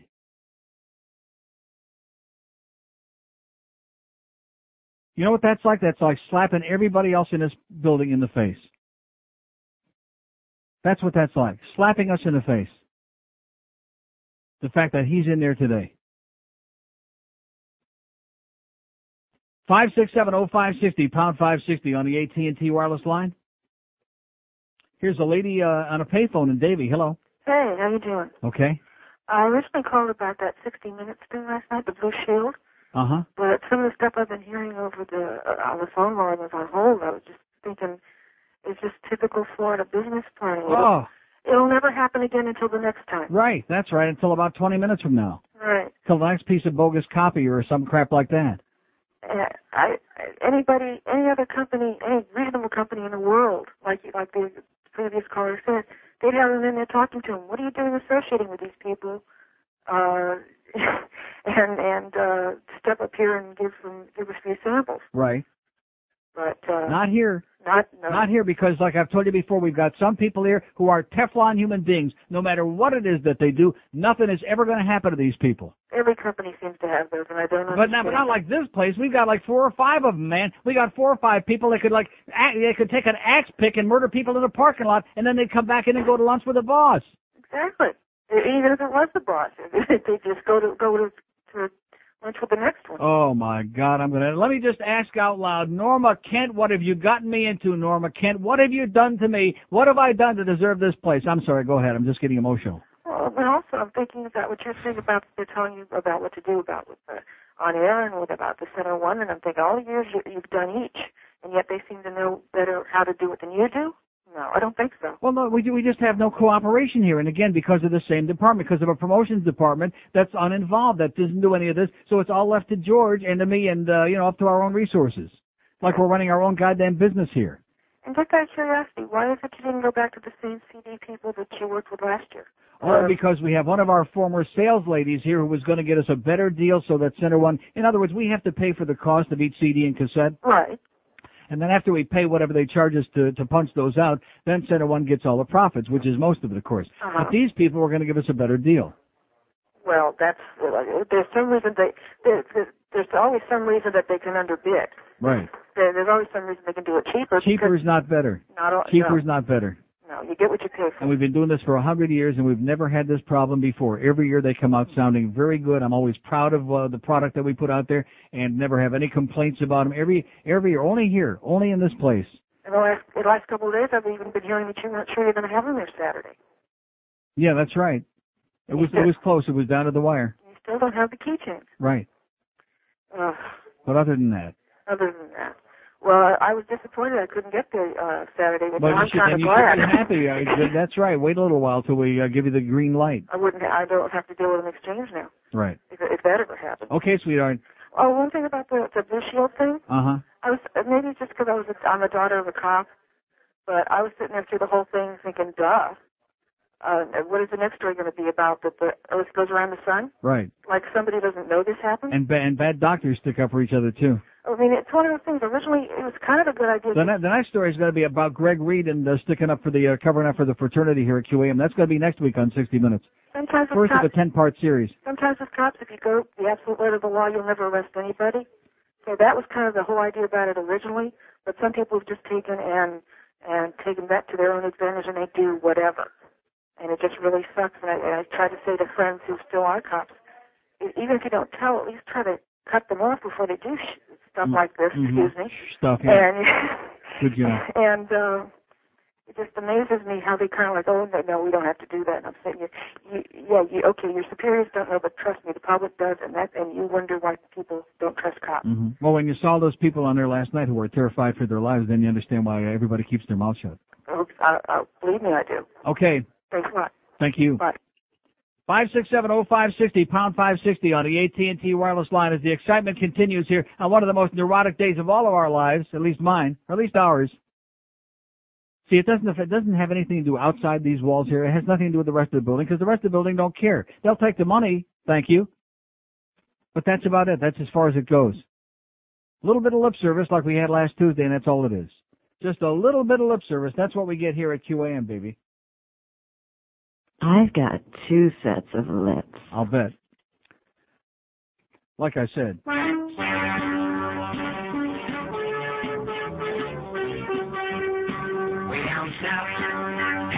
Hackensack, there's a town called Tamarack where you live on a cul-de-sac, and to bet you about the boy next door. They all drive for half a mile and they wear that Gucci smile and they stand in line a while waiting on the early bird. Leave Manhattan, the Bronx and Queens, Staten Island too, leave the Brooklyn City, get the tunnel, and look back down the Jersey Turnpike to Tamarack, stroll the mall, and the sidewalk sails from your hair as you wrap your nails. Tell your friends you're going to Bloomingdale, and they won't be far behind.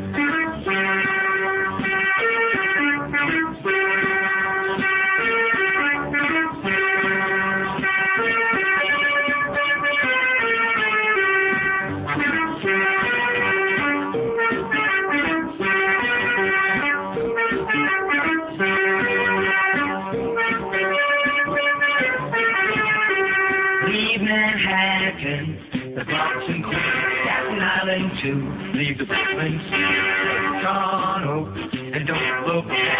Down the Jersey Turnpike to Tamarack, roll the mall, and the sidewalk sails from your hair as you wrap your nails. To your friends you're going to Bloomingdale, they won't be far behind. Way down south, past Hackensack, there's a town called Tamarack where you live on a cul-de-sac, and to bet you about the boy next door. Way down south, past Hackensack, there's a town called Tamarack. Way down south, past Hackensack, there's a town. 550 WQAM, the craziest place on the face of the earth, bar none. We got Hank going to be doing a show from the stadium out there at PV Park from 2 to 5. So that means we got really 600 hours of pregame for you. 5 to 9 the pregame show. Dolphins and the Bills, 9 o'clock tonight. And by the way, I must have watched 17 different games yesterday, including baseball. If there was ever a worse, New England, if there's ever been a worse 4-0 team, and I like the Patriots, don't get me wrong, but if there's ever been a more inept, a more embarrassing undefeated team at this stage of the season, I've never seen it. That game against the girls team, against the Browns, was so unbelievably bad that you Dolphins out there that are worried about New England, forget it. They suck. Here's Kendall. Hello. Neil. Yes, sir. Good afternoon, sir.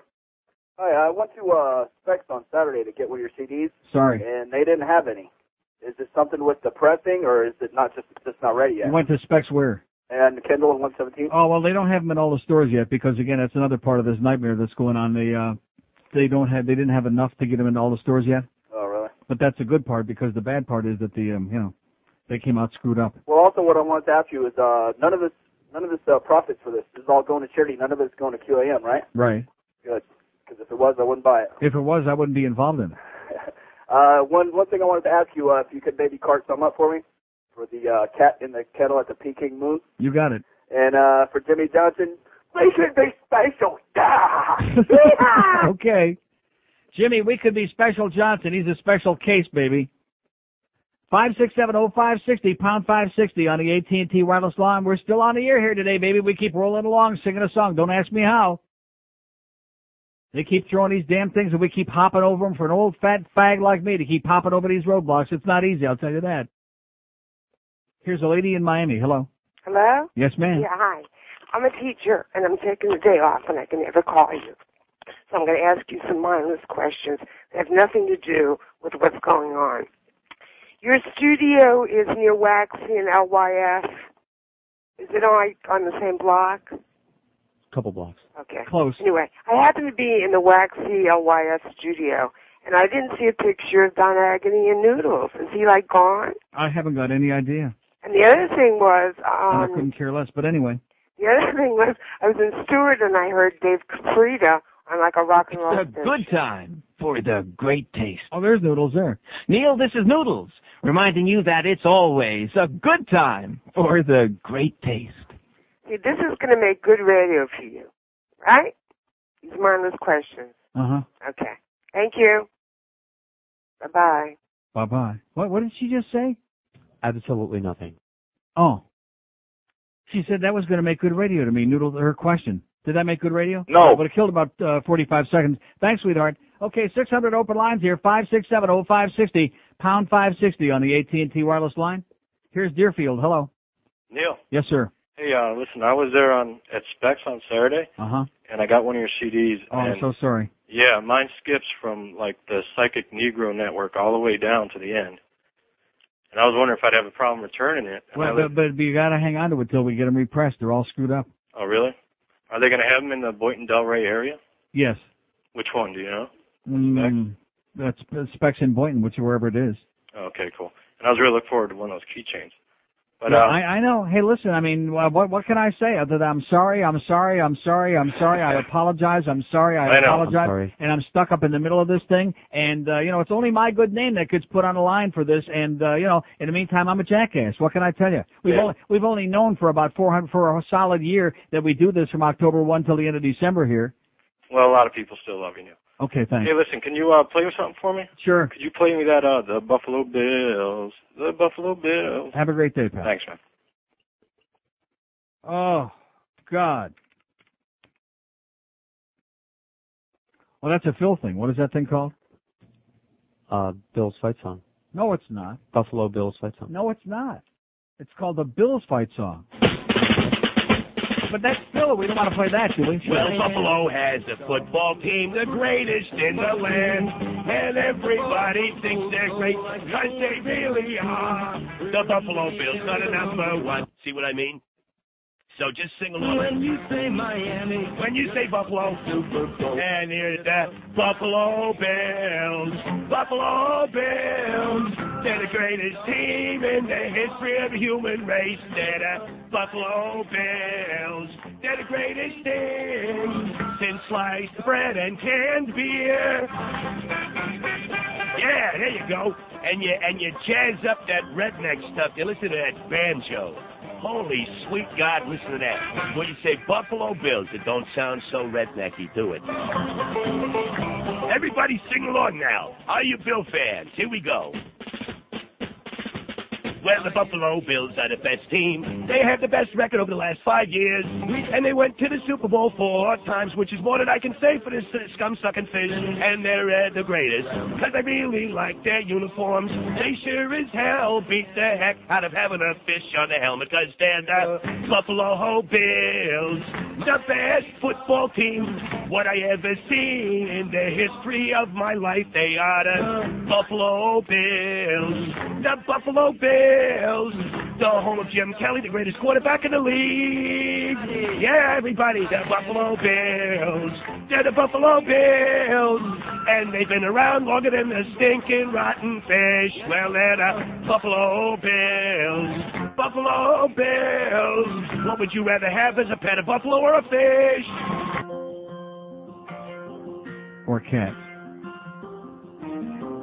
Did you ever think when you eat Chinese, it ain't pork or chicken but a fat Siamese? Yet the food tastes great so you don't complain, but that's not chicken in your chicken chow mein. Seems to me I ordered sweet and sour pork, but Garfield's on my fork.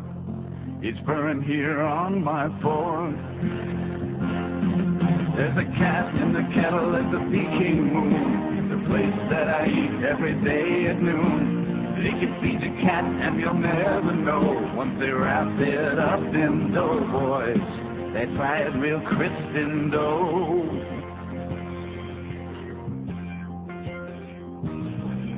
Shaolin asked if I wanted more as he was dialing up his buddy at the old pet store. I said, not today, I lost my appetite. There's two cats in my belly and they want to fight. I was sucking on a roll-it and the tongues of two when I swear I heard it mew. And that is when I knew. There's a cat in the kettle at the Peking moon. Think I gotta stop feeding there at noon. They say that it's beef or fish or pork, but it's purring there on my fork. There's a hairball on my fork. All right. 1222 at 560 WQAM. 5670560 pound 560 on the AT&T wireless line. Here's Liberty City. Hello. Neil, God, my Lord and Savior. Yes, sir. Speaking. Man, I'm home for lunch. I'm a 26-year-old Schwarzer in Liberty City. Oh, and right. I'm watching CNN, and they're talking about all the kids in Carolina. Some sponsor gave each and every one of those kids a stuffed animal. And they said that the idea behind it was so that no matter how hard things get, they can always have something to hold on to. Something to squeeze onto, yeah. Sounds a little like, I don't know about you. I don't know about you, but no matter how hard things get, I always have something to hold on to. Yeah, but that sounds a little to me like, I don't know, religion? Mm-hmm. You know, and the thing that gets sounds me... like a security blanket, like Linus. It sounds like a crutch. Sounds like something Jesse Ventura was talking about when he said a crutch for people with a weak mind. Little kids got weak minds, right? Uh-huh. But, you know, I live here in Liberty City, and I'm black, and it's kind of funny because... You know, when I tell people, my in-laws, for example, that I don't believe in God, they say, oh, my God, you're going to go to hell. I got to pray for you. Listen, we live in Liberty City. Look around you, you idiot. Yeah, We're in hell. What kind of a God would let people be in a place like that? That's right. We are in hell. Neil, you do a great job. Take care of yourself. And I'll pray for you, brother. I'll see you in church. All right. Bye-bye. 5670560. Come on, let's go. Let's get with the program here. Now we got 8 million open lines. All of a sudden, we've actually been doing okay for some bizarre reason, considering the fact that my mind is a million miles away from here right now. With all this swill, it's like you're caught up in a tornado of crap. You can smell it. You can feel it. You can taste it. Here's a mobile in Fort Lauderdale. Hello. Yeah, Neil. Hi. First time caller. Yes, sir. Show. All right. I have to tell you a quick story. That made me think of you. I live on A1A in Pompano Beach in a fairly nice area, and I stopped at my local convenience store the other night to get a pack of cigarettes. As I walk in, and I'm going to make a couple of references, you know, mild sexual and racial, but they don't mean anything. A totally reverse situation. I walk into the store about 9 o'clock, and a white guy, about 21 years old, runs out screaming and turning back to the black, gay Haitian cashier, saying, don't let me see you on the street, I'll kick your butt and I'll kill you. Uh-huh. At that point, there's, I go into the store all the time, and they're really nice guys that work in there, they're both Haitian.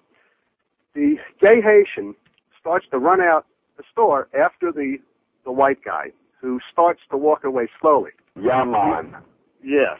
The other Haitian runs after him to grab him before he can go after the white guy, and they start to struggle in the store. I'm the only person in the store. Mm-hmm. He grabs made for easy shopping, I would think, yeah.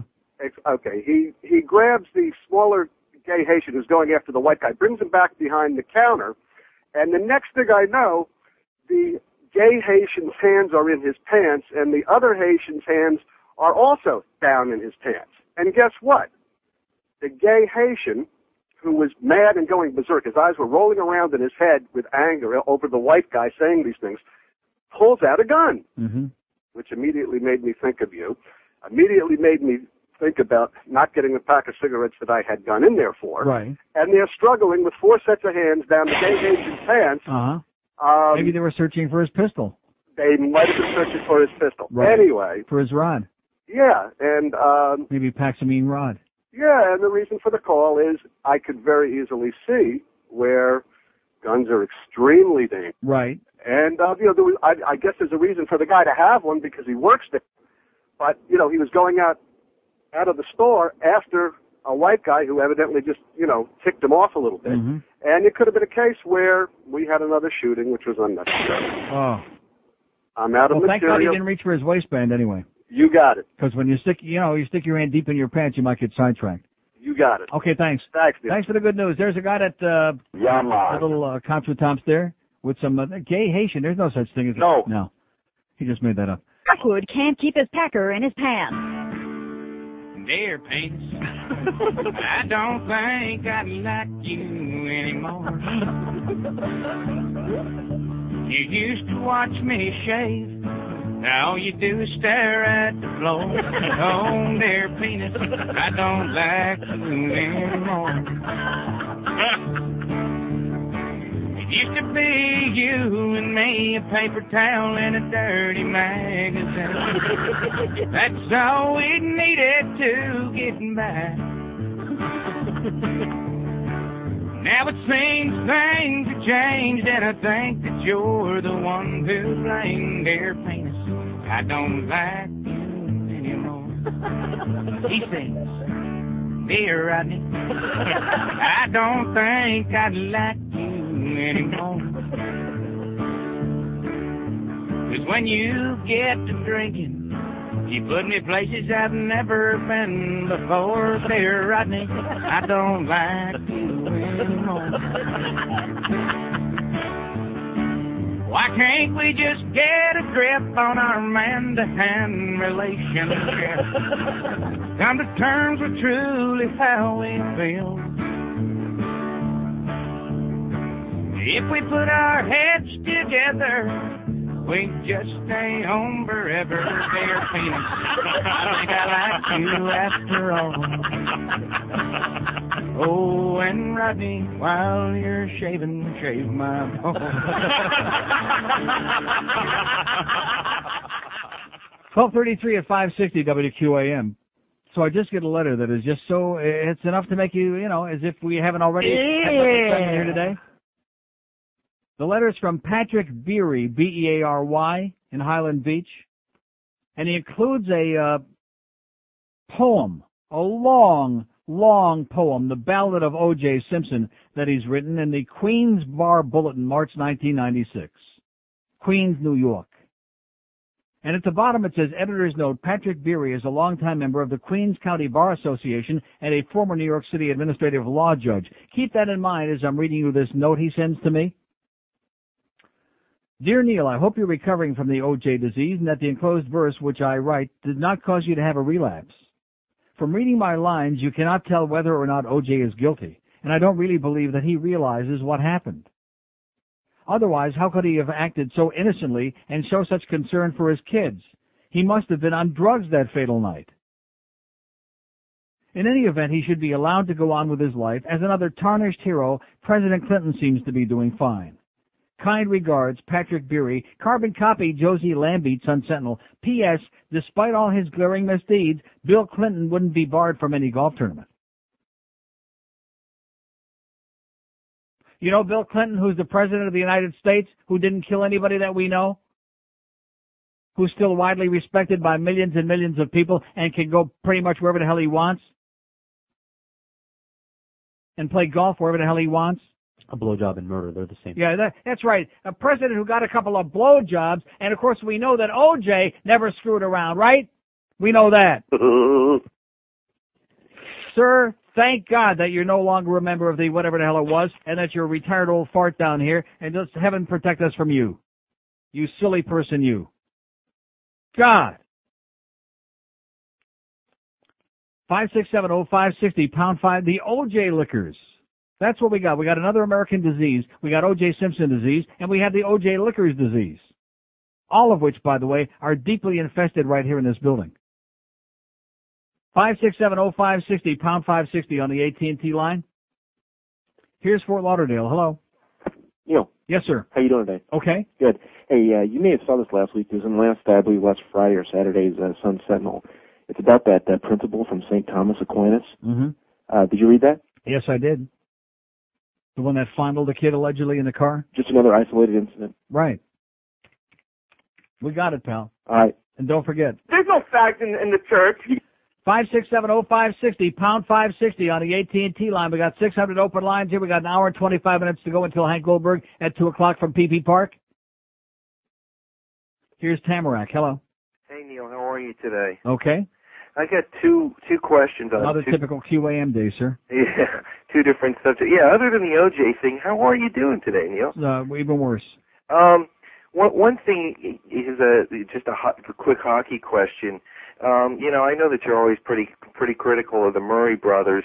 I was wondering what you thought about the decision to take Whitney and keep him off the line with Bure. And I wasn't too happy about it in the beginning, but he scored 2 goals on the other line on Saturday, and if he's going to be able to score more goals that way, more power to him. I still don't like Mellenby on the line, where the Mellenby's too slow. Well, yeah, and I certainly, and Victor Kozlov, if you watched that game, were you at the game Saturday?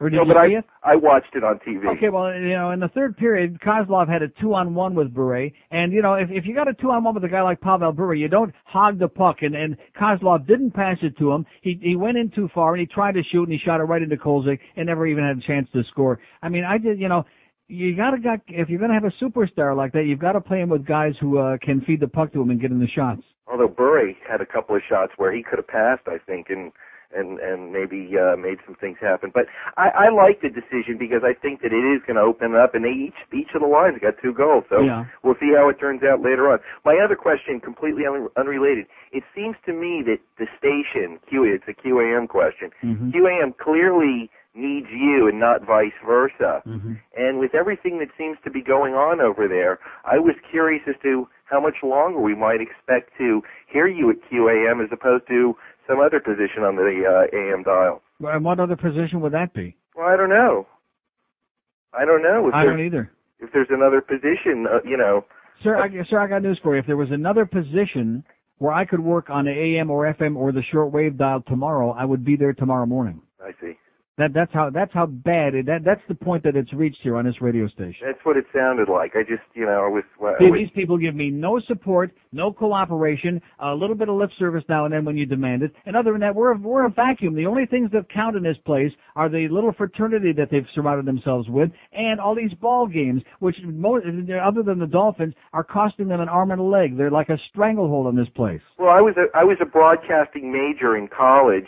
And I hear you talk about the cumes and the numbers that the different things that you talk about, and your show clearly rules and dominates and correct. That's does right. Does all these great things for the station, and I can understand, where. Listen, let me just put it this way. Every day of my life, I wonder, why did they want me to come to this radio station? Why did Greg Reed ever approach my attorney? Why did he ever approach me? Why did he ever want me to come to this station? Because they are willing to do anything for this radio show. And this disaster we had with our disc for Center One now, this is a direct result of the fact that we got nobody doing anything for us. We have to do it all by ourselves.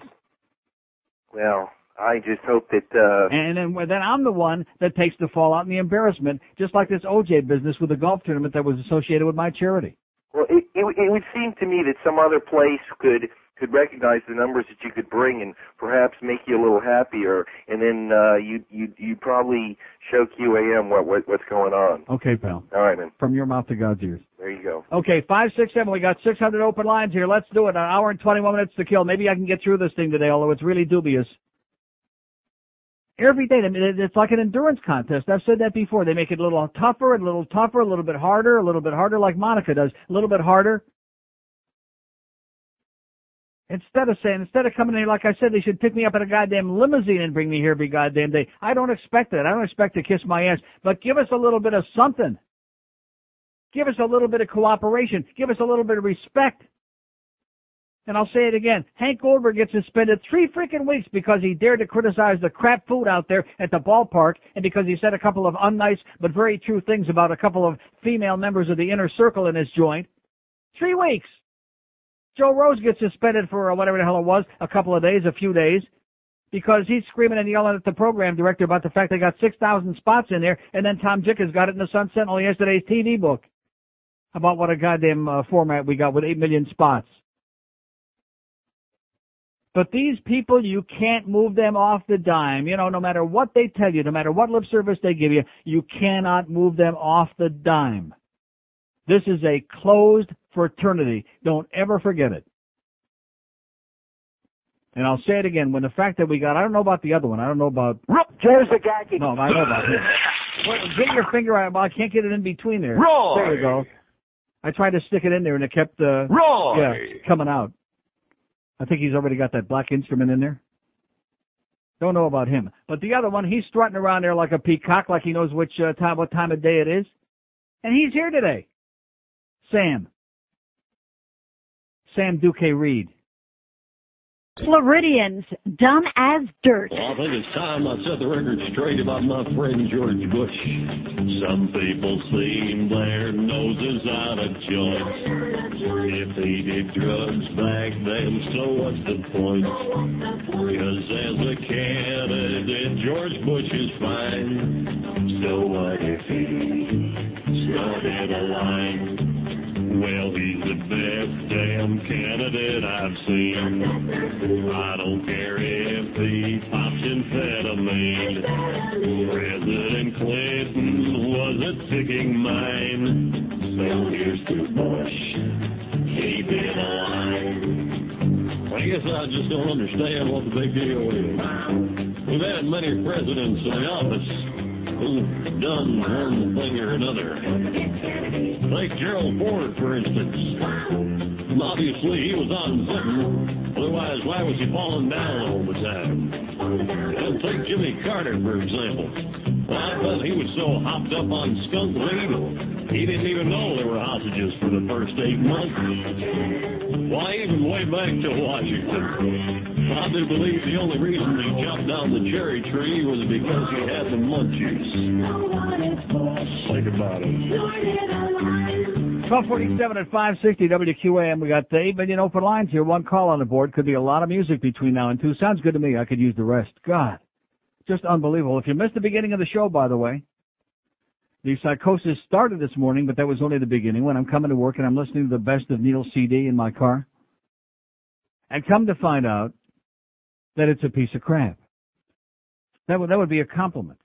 That there's all this compression on it. Crap. There's all this dead air in between cuts. Crap. You press a cut and there's like 7-8 seconds before it starts. Crap. And so what can I tell you except don't buy any yet. See, I hate to do that because now it takes our whole thing and it throws it into a pile of crap. Yeah. It looks like it's going to be 3 solid months of embarrassment with this deal. Starting with that golf tournament that we didn't want to be part of. And now we got one of our ex-salespeople here who was doing us this tremendous favor and getting us involved with a bunch of new people that were going to put this whole thing together and save Center One a lot of money on the production cost. You know, it's one thing to save money on the production cost. It's another thing to expect people to give you $20 for a piece of crap. That sounds embarrassingly bad. And so now we're scrambling around trying to find out how quickly we can get them repressed and how quickly we can make exchanges for those poor people that, have got the, although maybe they'll want to save these. Maybe they'll be collector's items, the original ones. I don't know. 5670560, pound 560 on the AT&T line. Here's Kendall. Hello. Good afternoon. Yes, sir. How you doing? Okay, I'm surviving. I know that. I can tell. Mm-hmm. Anyway, I did something this morning. I don't know if it was good or bad, but I did it anyway. I called up your buddy Pete and Myra and Rona and cussed them all out for doing that program changes. Meaning what? Meaning that they screwed everything up. You know, I mean, besides you, after you go off the air, I listen to Hank a little bit, and then I go over there a little bit, and they got everything all screwed up. They got all tapes going. Yeah. There's nothing live. Right. Well, that's because they don't. What did I say last week? Name me one local talent that they've come up with in the 2 years that Paxton and Clear Channel have had those stations. There isn't one. There's not one name. But this is ridiculous. Well, that's ridiculous because that's what you got. You got a minor league radio market. That's what you got. Oh boy. All right. Well, it's just you and Hank then. Okay. Thank you, sir. Okay. God bless us. God bless the two fat Jews. Okay, that takes care of our calls. That's it. Thank you for coming to my rescue in a great time of need today and a really psychotic day at QM, but then again, that could be any day. 5670560, pound 560 on the AT&T wireless line. Nary a call on the board. I'll wait.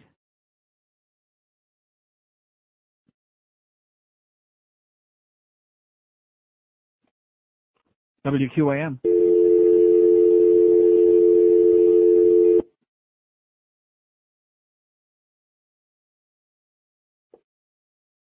Here's a mobile implantation. Hello. Hi, Neil. Yes, sir. How you doing? Okay. So Phil's back on the air now. It's pretty good listening. I listened to it, of course, before you. Uh-huh. I don't get to listen to your show that much because I work now, but Like I said before, Phil should be my worst problem. one of the things that I wanted to talk about, I don't know if you talked about this, was the Judge Ventura. Yeah. And how you said, like, religion was for weak-minded people. Well, that was a thing that we've been discussing a lot in the office and everything. But I was wondering, well, I thought it was kind of a strong statement because... No, it's an accurate statement. It's right on target. I agree that religion is pretty narrow-minded, but to say it's like, it's kind of like a crutch. Broad. A crutch. Huh? It's a crutch. That's true, but I think it's too like of a broad swath. You're kind of like generalizing everything. It's a little bit more complex than that. No, I don't think it's complex at all. I think he's right on target. And it's unfortunate that the media, like I talked about Meet the Press yesterday, but I had no response to that. Tim Russert, put him on the spot. Well, do you believe in God? And he said yes. And then, do you believe it? That wasn't good enough for Tim Russert. Do you believe that Jesus is the Son of God? And he kind of hemmed and hawed, well, yes. Which you could tell that he's, doesn't mean it, but he can only go so far. No, his original statement is right on target. Religion is for weak-minded people. It's a crutch and it's a sham, and it's, divisive. It causes hate and intolerance, and that's what it's all about, in addition to the big money that goes along with it, of course. That's definitely true. I think, I have a lot of respect for him. Actually, before he came out with this stuff, yeah. I thought he was just kind of like a bald-headed, kind of like a weird-looking guy, but now that... Well, he is a weird-looking guy, but... Well, I don't know if it really took that much guts, though, because I think a lot of people do, generally... Well, of course believe... it took guts to say that. He's the governor of a state. How many politicians are going to come out and make a statement like that? Very few. It's None. very None. very refreshing, Zero. I have to say. He's a breath of fresh air. Okay, pal, have a great day. This guy's kind of like, he doesn't want to go all the way. That's okay. Lord, we'll pray for you, sir. It's a bunch of crap. I've been telling you that for 100 years. It's nonsense. It's fables. It's ridiculous on the face of it. On the face of it, it's so ludicrous that there's some powerful being up there. And well, on the one hand, God doesn't interfere. Man has free will. But on the other hand, when something, trouble comes along, we'll pray to God. But he doesn't interfere. You just, we'll pray anyway, just in case. Maybe he's in a good mood that day. Maybe he's not pissed off. Maybe he's not going to create another strain of tuberculosis. Anybody who would invent this sick, twisted God that would create what we got in the world today is somebody just trying to place blame someplace else, which man is best at doing, especially in this country. And they're starting with a goddamn drilling again. They're starting with that drill. I feel like I'm in the dentist office with a pneumatic drill in my... Rectum. That's what it feels like. I feel like I'm getting a goddamn fruit canal. Here's a mobile in Boca. Hello. Neil. Yes, sir. How you doing today? The worst day of my life. Well, I'm sorry to hear that. The worst day of my life. I'm about to go into the dentist. It's probably going to be the second worst day of my life. Really? I wanted to ask you about the game on Saturday night. Yes, sir. In the first period, when Bure and I think it was Dvorak or somebody were crisscrossing, didn't our own man take him down when the fans were booing? No. No, one of the Capitals took him down. I didn't see that. I know he was tripped 3 times, and Stewart didn't call penalty. Well, it was just inside the blue line. They hit crisscross. It looked like our own man took him down. I didn't see it. And Paul Stewart, he was asleep. Yeah. Typical refereeing. It wasn't a bad game, though. No, but he missed a couple. But I don't I'm understand. not talking about the refereeing. I'm saying we won the game, sir. It wasn't a bad game. No, it was a great they performed a lot better than some of us thought they were going to. Sean Burke played great. Nobody wants to show any appreciation for what a great job this guy has done in goal for us. Sean Burke was great. I just don't understand if they if the league is supposed to protect the superstars like they did with Gretzky. I mean, look what they let happen to Madonna the other night, and also, I don't know how they can just let these guys keep going if they're buried. They don't care. They don't care. They only care about Wayne Gretzky? That's right. He had there was a special deal. He was the untouchable. He should have worked here at QAM. He would have been another one of the untouchables. Well, Neil, I hope your day gets better. Okay. Goodbye. It will in about an hour and 5 minutes. 567-0560, pound 560 on the AT&T wireless line. Here's a mobile in Boca. Hello. Neil. Yes, sir. How are you doing? Okay. Listen, when you play that commercial about Jimmy Johnson and he's saying that they have a chance to be special, is he talking about corn on the cob by any chance? Yes. He is, all 12.5 inches long of it? Uh-huh. Well, I always thought he did bear a resemblance to Ned Beatty, and I just wondered if what you That's thought what he's about talking about. He said that corn sure is special. Oh, 12.5 inches long. Okay, thank you. Dream on, sweetheart. I think you're about 12 inches short. 567-0560, pound 560 on the AT&T line. It's 12:56 at QAM. The 1 to 2 hour. Hi, Vay. Sports Talk Radio 560 WQAM presents the O.J. Simpson and Wallace Taylor Show. To talk to O.J. and LT, provide the several at the show. Now, here's O.J. and LT. Wubba, wubba, wubba, wubba. Yo, and hey, welcome to the house of O.J. and LT. We be your sports talk friends. What you be eating there, man? I'm eating my breakfast. What's up with you? You haven't touched your sausage. I don't have a knife. Here, use mine. Chill out, baby. I said a knife, not a machete. Well, I always keep one handy in case I encounter those Colombians who killed my wife. Yeah, like you be looking for them, huh? That's right. I know he'll show up on the golf course one day. Speaking of knives, did you hear about Demetrius Underworld? Yo, he be stabbing himself all by himself. He should have gave me a call. I'd do the job right, like slicing devil's ham. O.J., you devil, you. By the way, I'd like to take this opportunity to thank the Water Nazi and Roy for giving us this opportunity of having our own show. Yo, no one can squat like the Water Nazi. What you be talking about? He was outside the stadium the other day. I saw him squatting in the parking lot. Well, when you gotta go, you gotta go. Yeah, she went all right in every way. That's right. Yeah, she was squatting and dipping and twisting and pissing and leaving souvenirs. Now I understand. And all this time, I thought I'd be kicking an alligator. Well, who's there? Who that be? Who that be over there? That's the program director. What do you want? What do you want? You know you may act big and tough. Get out of here. What? Who's there? It's 609 on WQAM. Get off your duff. Get off your duff. Okay, it's 1 o'clock at 560 WQAM. It's our big 1 to 2 hours. We tried desperately to find a few marbles, okay? I had all of my marbles when I walked in the door this morning. Now there's several, I believe, rolling around on the floor. Let's reach down and grab a handful, okay? By the way, thanks for coming by, Jacob. Yeah, Jacob comes to the hockey games every now and then. Yeah, you can come and sit by me anytime you want, Jacob. Not necessarily in that order. 567-0560. Yeah, we had a really great crowd there on Spec Saturday. It's too bad that it has to turn into a pile of crap like this with the CDs all screwed up and probably the cassettes too. Crap. Although one good thing, a lot of people bought the previous years. That was amazing. They were buying the best stuff from all kinds of previous years. We did real good on that. But the best of 99, my best advice to you is don't go out there and buy any until we get this thing straightened out. Have we had an answer on that yet? No. Have we got any date for when these things are going to get redone? No. What the hell's going on here? No. No. Which confirms my worst fears and nightmares is that this is going to be, ain't going to happen overnight. Doing the best I can, that's all I can do. I'm doing the best I can. That golf tournament, did we have anything to do with that? No. Did we want to be involved in it? No. No. Here's Miami. Hello. Hey, Neil. Yes, sir?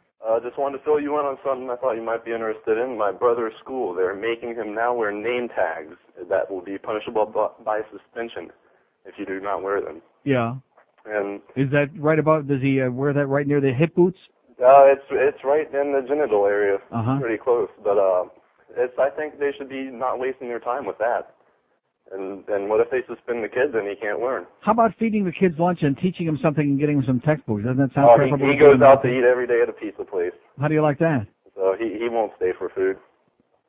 But also with Demetrius Underwood, he said the devil made him do it, I think, in the paper. By the way, did you see about one of his other cult members? They found him in the freezer at in a locker at Michigan State in one of the dormitories in the basement. Yeah, he went to the same church that he went to. Right, one of his cult brothers. They found him deader than crap in a meat locker at Michigan State. Oh, Spartans, baby! It's a sad scene. Like I said, fun for the feeble-minded. Have a great day, pal. You too. See ya. Oh, yeah, Jesse Ventura, he went a little bit far there, don't you think? No, I think he was right on target. It's a sham for weak-minded people, for silly people. Oh, the Lord did this, and Hail Mary, full of grace. And that goddamn Rudy Giuliani, man. You know, one thing, we don't have to worry about Hitler coming back to life. We already got him there in New York.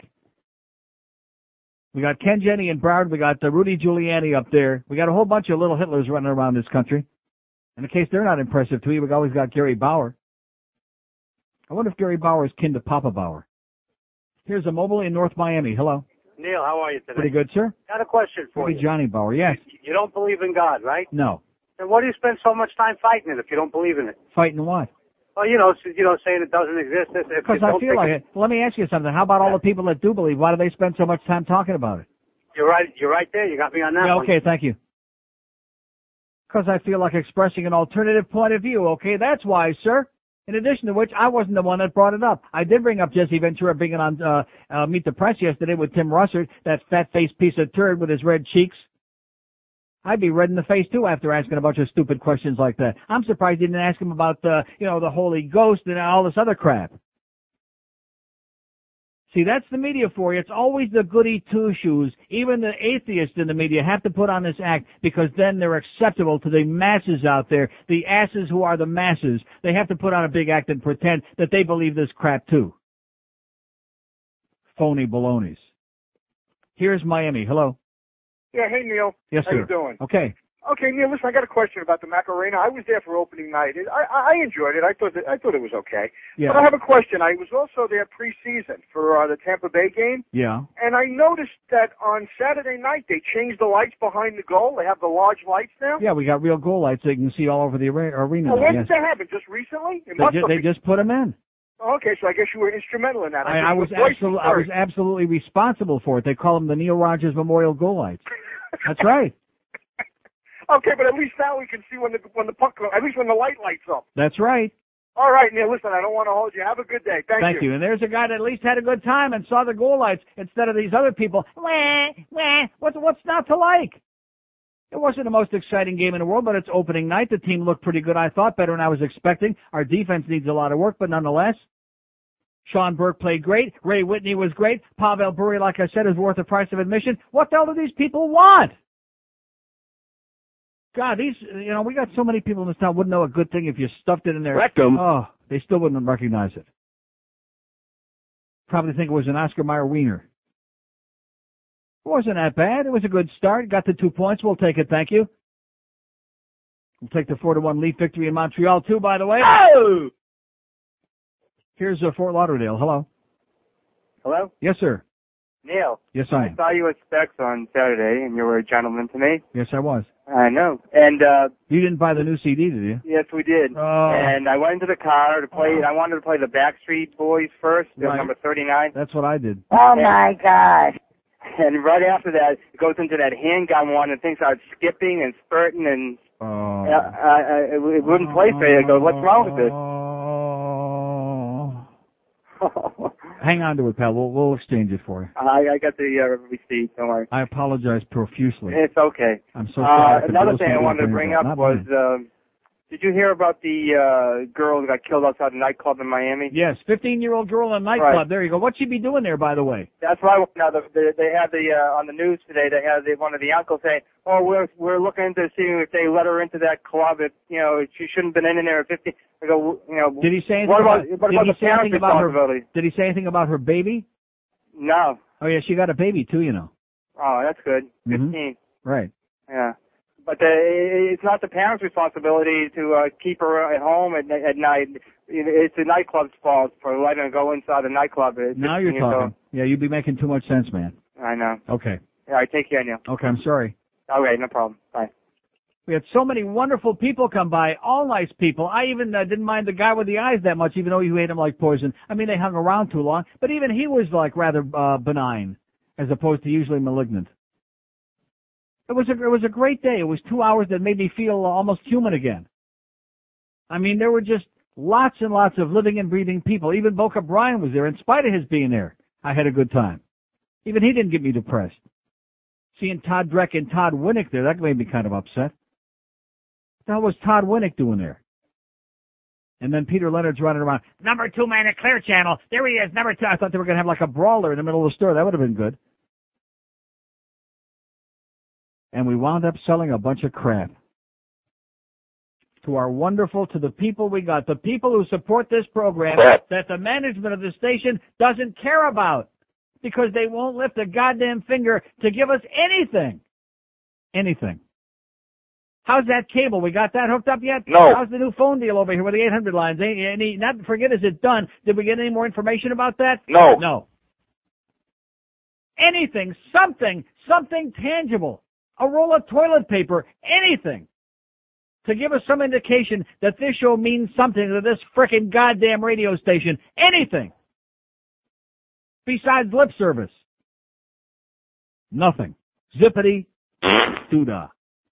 How about a 5-minute suspension for these two bozos that held us up to such ridicule and embarrassment? 5 minutes apiece. Can we get that? No. 5 seconds. No. Bush. Hi, I be Roy Simpson. I be Roy Foster. And the reason I sound this way is because I have my nose inside OJ's ass. Rectum.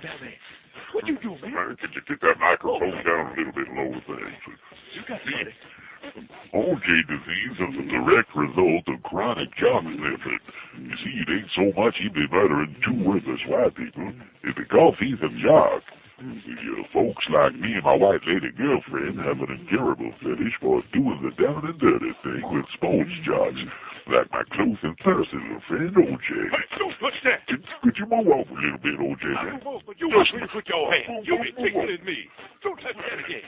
Get out of there. Where to put my hands? Don't worry about your hands. I cut them off. To find out more about OJ disease, seek employment at this station. Oh, man. It's 1:14 at 560 WQAM. 5670560, pound 560 on the AT&T line. Here's a mobile at Homestead. Hello. I want to get crucified. All right. I'll pray for you, sir. Here's a mobile in Davie. Hello. Neil. Yes, sir. How are you, sir? Okay. I got a quick Ken Jenny story for you. Yes. I just applied for DSO to be a police officer there. And I fill out my application form. Everything was in order. Everything was well done professionally. A week later, I get a reply saying that my name has been removed from further consideration due to the fact that I smoked weed twice in high school. Oh, my God. And that was over 5 years ago. Yeah, no, you got to lie, man. You have to lie. You can't be honest. Yeah, you have to lie a lot. The funny thing is about it is that I just served 4 years in the Coast Guard. Right. On an elite counter narcotics team. So, they're judging my moral character on what I did, in high school. Mm-hmm. So I called the officer in charge of recruitment, and I go, what's the problem here? And he's like, you fall well outside our standards. Yeah, you're a pothead. Yeah, exactly. I go, whose standards are these? And he goes to the sheriff's, Ken Jennings. Mm-hmm. So, it's Ken Jennings for you. That's all I got, Neil. Probably did you a big favor, man. Good luck. Thank you, Neil. How do you like that? The man that put the BS in the BS, Ken Jenny. Don't want those weed people. Those potheads smoked a couple of pin joints with Clarence Thomas a few years ago. Well, pin joint, pinhead, that's Ken Jenny. Greatest fascist we ever had. He makes all the rest of them. He makes Nick Navarro look like a great guy. Miss him now, with that white hair. Here's Doral. Hello. Neil. Yes, sir. How are you? Okay. I was at Specs Saturday. Oh, no. Okay, listen, it was great. It was great. You were great, actually. The problem was I live in Homestead. I drove all the way up from Homestead. Oh. And I was the guy with the Keith Kachuk jersey on. I don't know if you remember me, but... Right, of course. Okay, and it was great. Thanks for signing the picture and everything like that, but... You bought the CD? I did. I got home. Everything was great until the Britney Spears song came on and started skipping around like crazy. Oh. And that's my favorite. I went, oh, no, On top of the fact that all the way up from Homestead and the keychains weren't there, Mm-hmm. But other than that, it was worse. In addition to which, we got people going to the Specs all over town, and they don't have the disc either. It's just another part of a disaster. I have to ask myself, why do I get involved in this every year? Why do I keep doing this? I mean, it's a great charity. I gave a big check of my own on Saturday, but why do I do this? What's the point? Just to bring on a lot of aggravation. It was a great event. It was one of the best I've ever had. That place was packed. Right. It was packed. I had a we great were packing it. Yeah, I had a great time, but thanks again. Well, just hang on to it. We'll replace it for you, okay? Sounds good. Please. Thanks.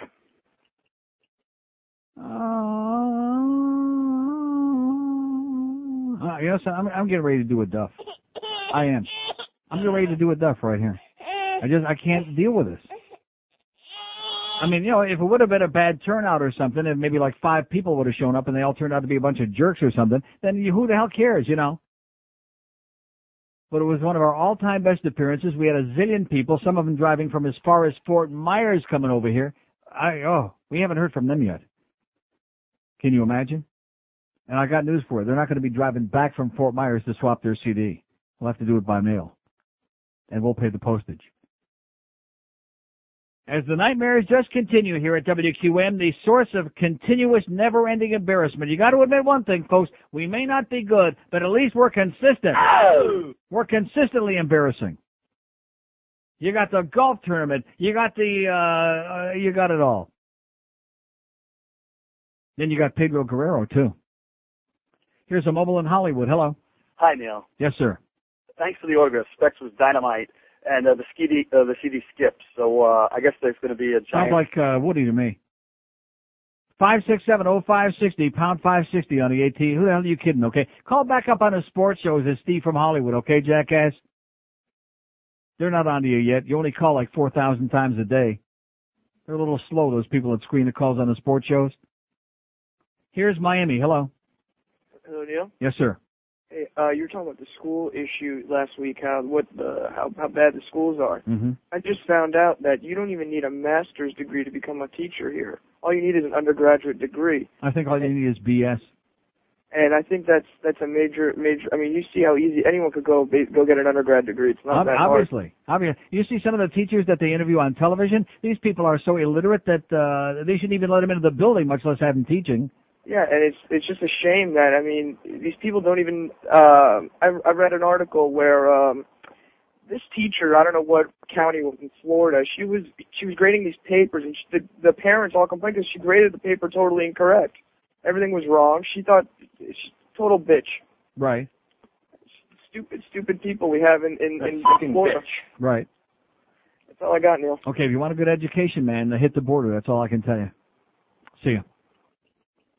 Like this morning, I'm coming to work, and one of these big fat Aunt Joe Mama type school bus drivers, she's pulling up on the ot's side. I'm coming east on Ives Dairy, and she's going west in the school bus toward that school up there by PP Park. And she's braking, and she's got the wings, the stop sign wings up. But the problem is, she's still zooming along. She had them out for a block and a half, and the rest of us on the other side of the street, because there's no divide, there's no median in the road, so you got to stop.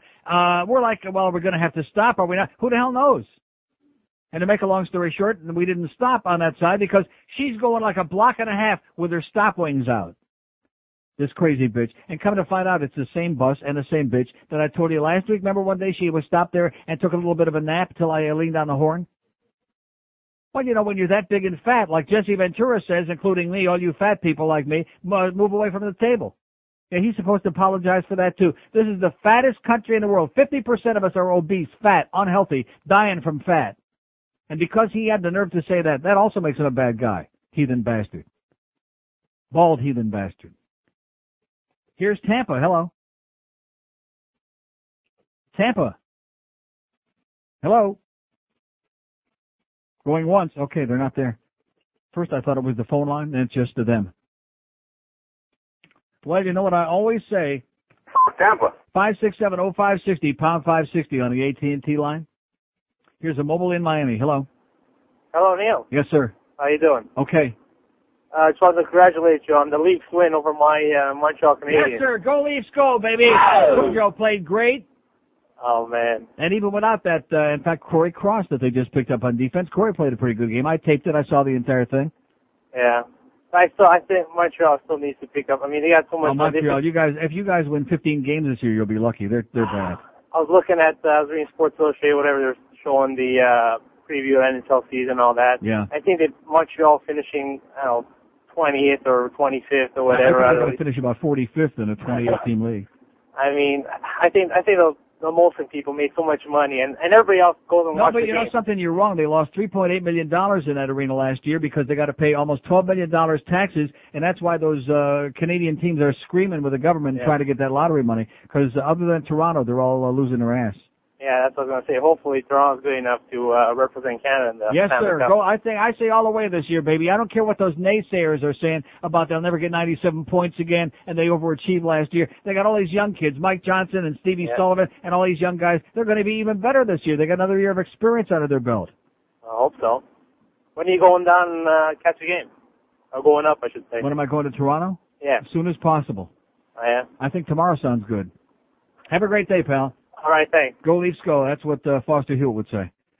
567-0560, pound 560 on the AT&T wireless line. Here's a mobile in Pembroke Pines. Hello. Neil. Yes, sir. Jacob. Jacob, how you doing, sweetheart? Pretty good, and yourself? All right. All right, I just want to say thank you for the autographs, and you very nice to see didn't buy the new CD, did you? What's that? Did you buy the new CD? Yeah, of course, you autographed it for me. Oh, no. I didn't hear what was going on. I've been on and off all day. I'll bet. And the radio, too. Have you been listening to it? I listen to my favorites.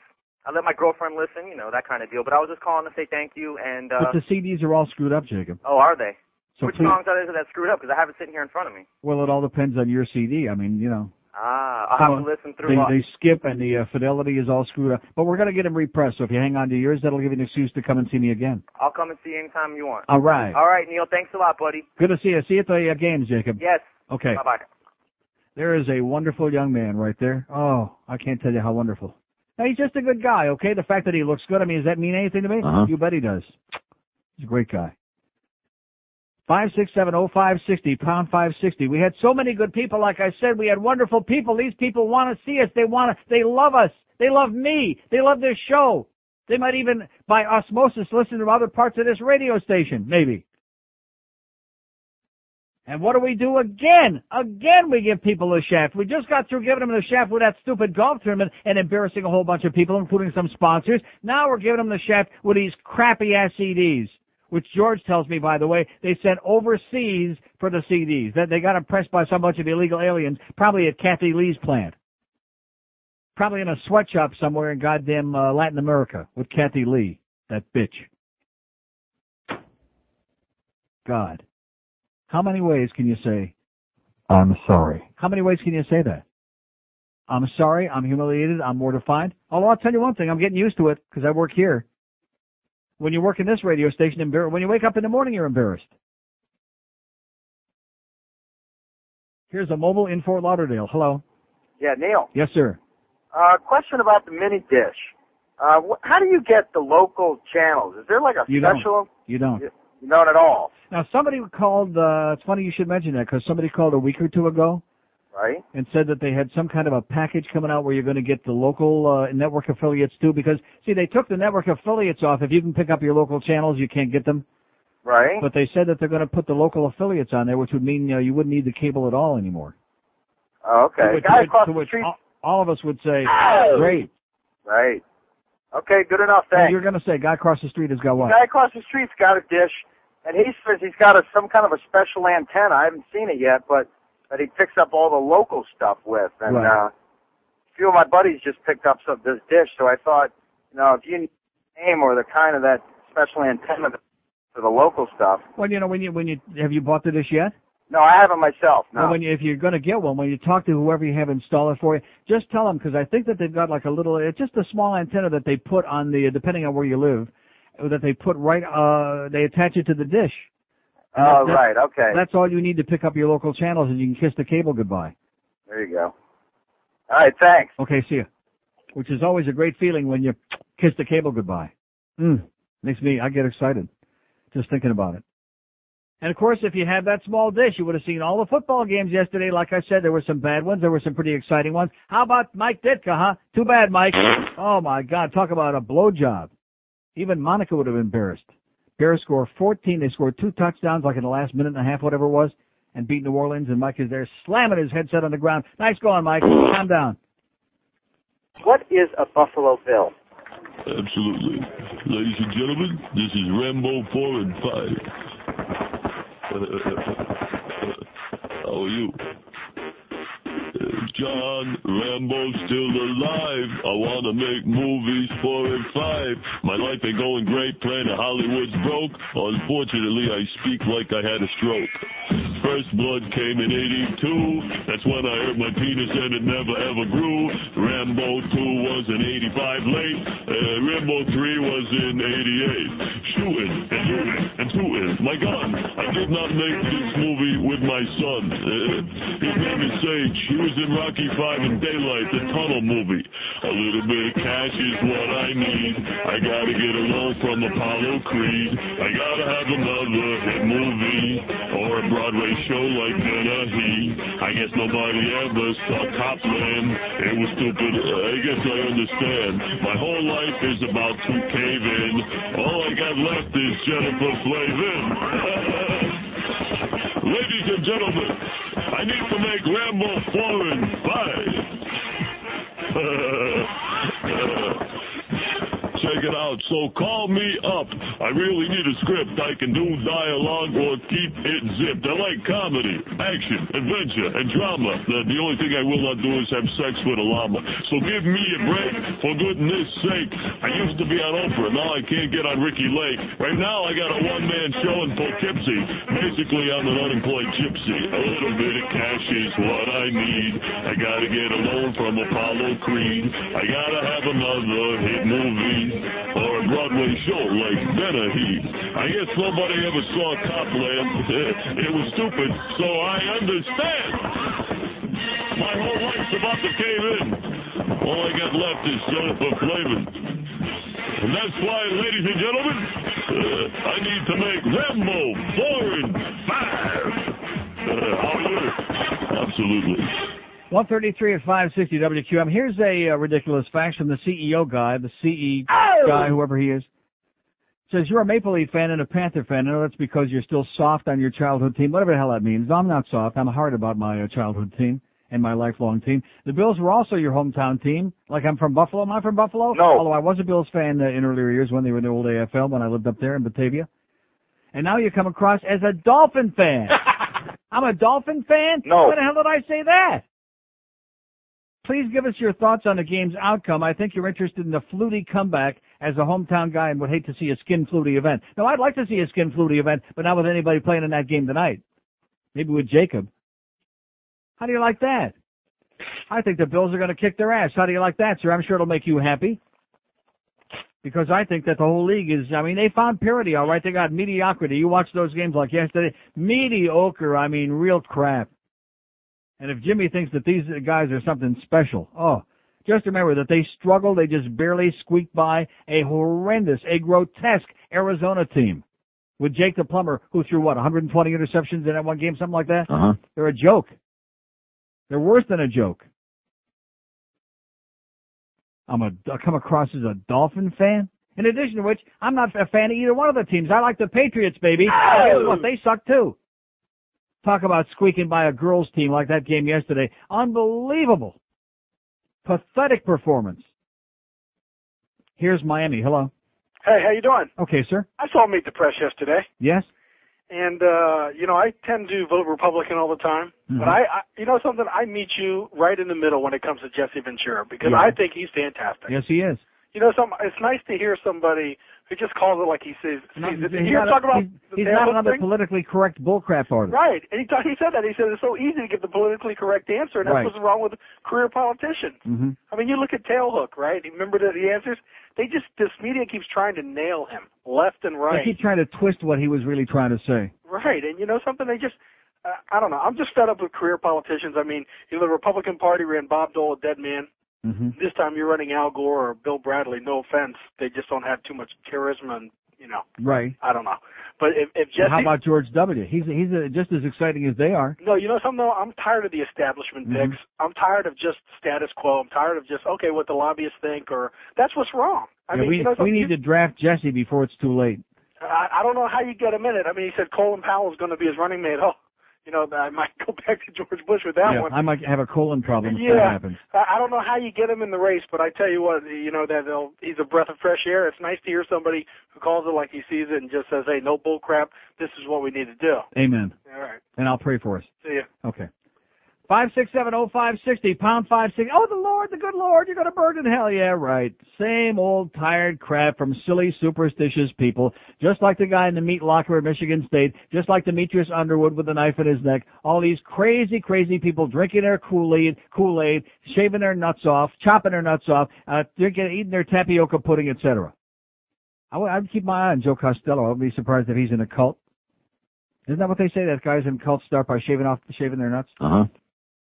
Here's a mobile in Tamarack. Hello. Hello, Neil. Yes. I got two questions. Number one, with hockey, what is the story with Harry Sinden? Does he want to win, or is he looking to prove What is a the point? story is that, you know something, even as much of a cheap prick as he is, I am so excited that this year they finally got together and they stopped paying the big bucks to these, because hockey was going to go the same way as baseball and all these other sports, and basketball. It was turning into a joke. And they finally got together and they said, you know what, you want all that money? Too bad. Go sit on your ass. Just like in Mike Greer, that Schwarzer up in Edmonton, they offered him $1 million a year, and he didn't want to take it. And Glenn Sather said, you know what, I hope you enjoy your retirement, Mike. I mean, they didn't sign Dmitry Kristich, and it's Yeah. obviously there's collusion with the whole league. You think they'll sign Defoe? I mean, he's a key man for them. Without him, they don't make the playoffs. You know something? Sooner or later, you have to put your foot down and leave it to a cheap prick like Harry Sinden to be the one to do it. Nobody squeezes it more than Harry. That's right. Another thing. And by the way, the Leafs and the Bruins tonight. I know. Another thing, this is an Alta story. I just got back from Publix. You know, the lotto was down yesterday. Yeah, right. This is unbelievable. So I go in there, and I'm waiting online, and for some reason, everybody online that wants to buy lotto is over the year of death, and they all got, why do they have to go up with the carts with them? They finally get to me, and a lady sticks a mug, and she wants to know the numbers, and she's writing, this is great, she's writing the numbers of the lotto on a coupon. She sticks her, so I stick my head right in her face, and I said, lady, you know, I'm ahead of you.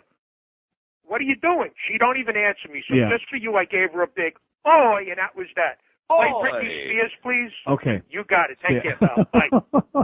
Hey, maybe I'll play it off the best of CD. It'll go like that for no extra charge. Yeah, I'll play Britney Spears if I can find that disc over here, if Rimmer didn't lose it in the middle of potchking through all my stuff and putting my stuff over here in a big heap in a big pile. You know, there was no need for that, but don't worry, it'll never happen again, Rimmer, because you'll never use this room again. You bastard. Tell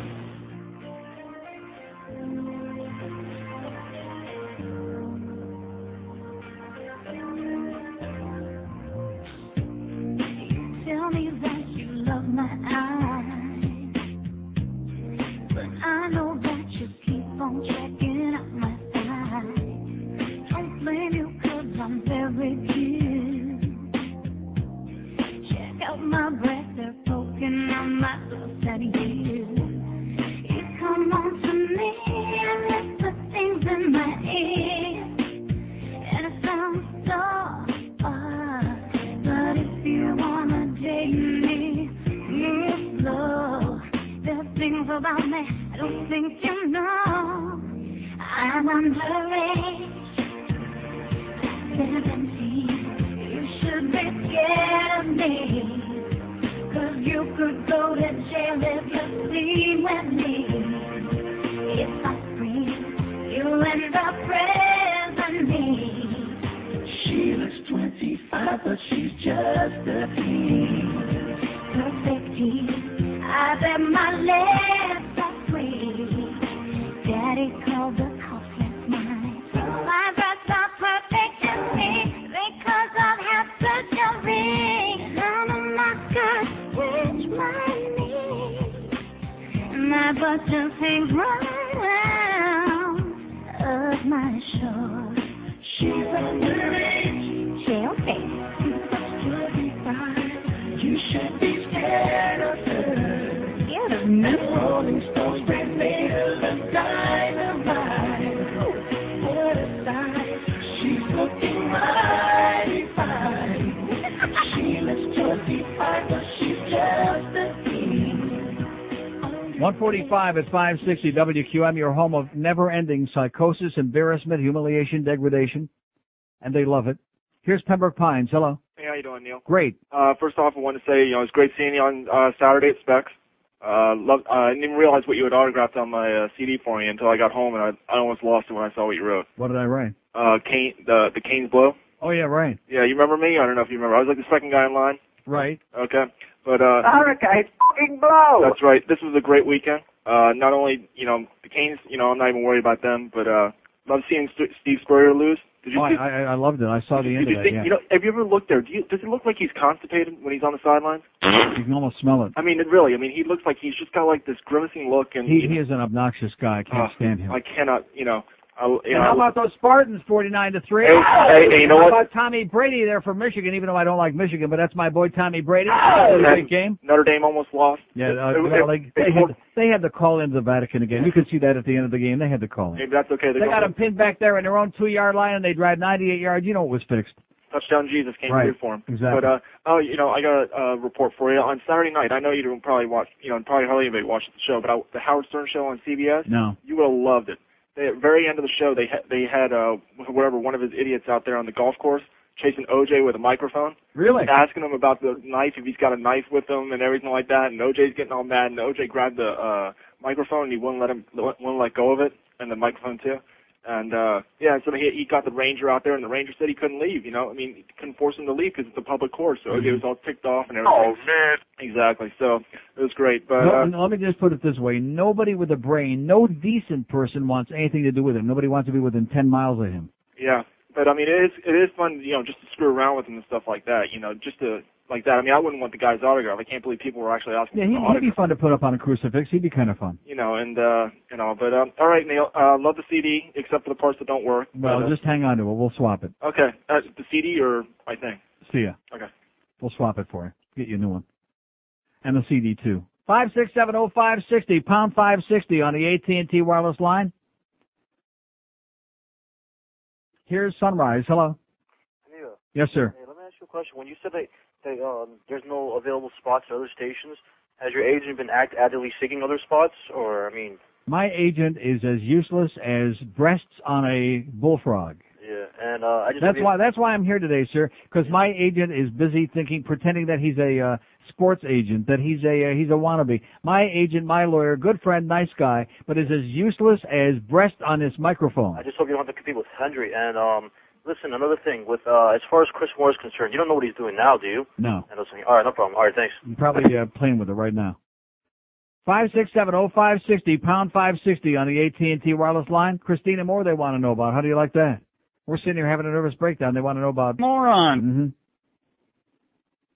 Any spy reports on jigs from the other night? I didn't hear it, of course, being at the arena myself. 5670560 pound 560 on the AT&T line. Here's Coral Springs. Hello. Neil, did you see the front page of the Sun Sentinel today about this new college, the Patrick Henry College? Yes. Isn't that goody two shoes, right wing? We won't touch anybody. We won't do it. We won't touch ourselves. That's just what we need, baby. They'll be coming down to Florida next. It's unbelievable. Yeah. Why is it unbelievable? Well, we're heading part in of that the American direction. sickness, man. It's hypocrisy. Everything is evil. Everybody's got to be a goody two shoes. And the fact is, the overwhelming majority of the public don't want anything to do with them. Yeah, but they get the voice. Their voice is out there, like this wacko Pat Robertson. Yeah. His voice is out there. Everybody talks he's got about a voice, all right. And they keep putting that smug, smiling son of a bitch on the ear, and nobody pays any attention to him anyway. He's small potatoes now. Well, I could see him with college like this. This will be right up his alley. It'll fuel him and the other wackos. Yeah, right. Okay, see you at the passport office, okay? Just calm down. Hysterical. 5670560 pound 560 on the AT&T line.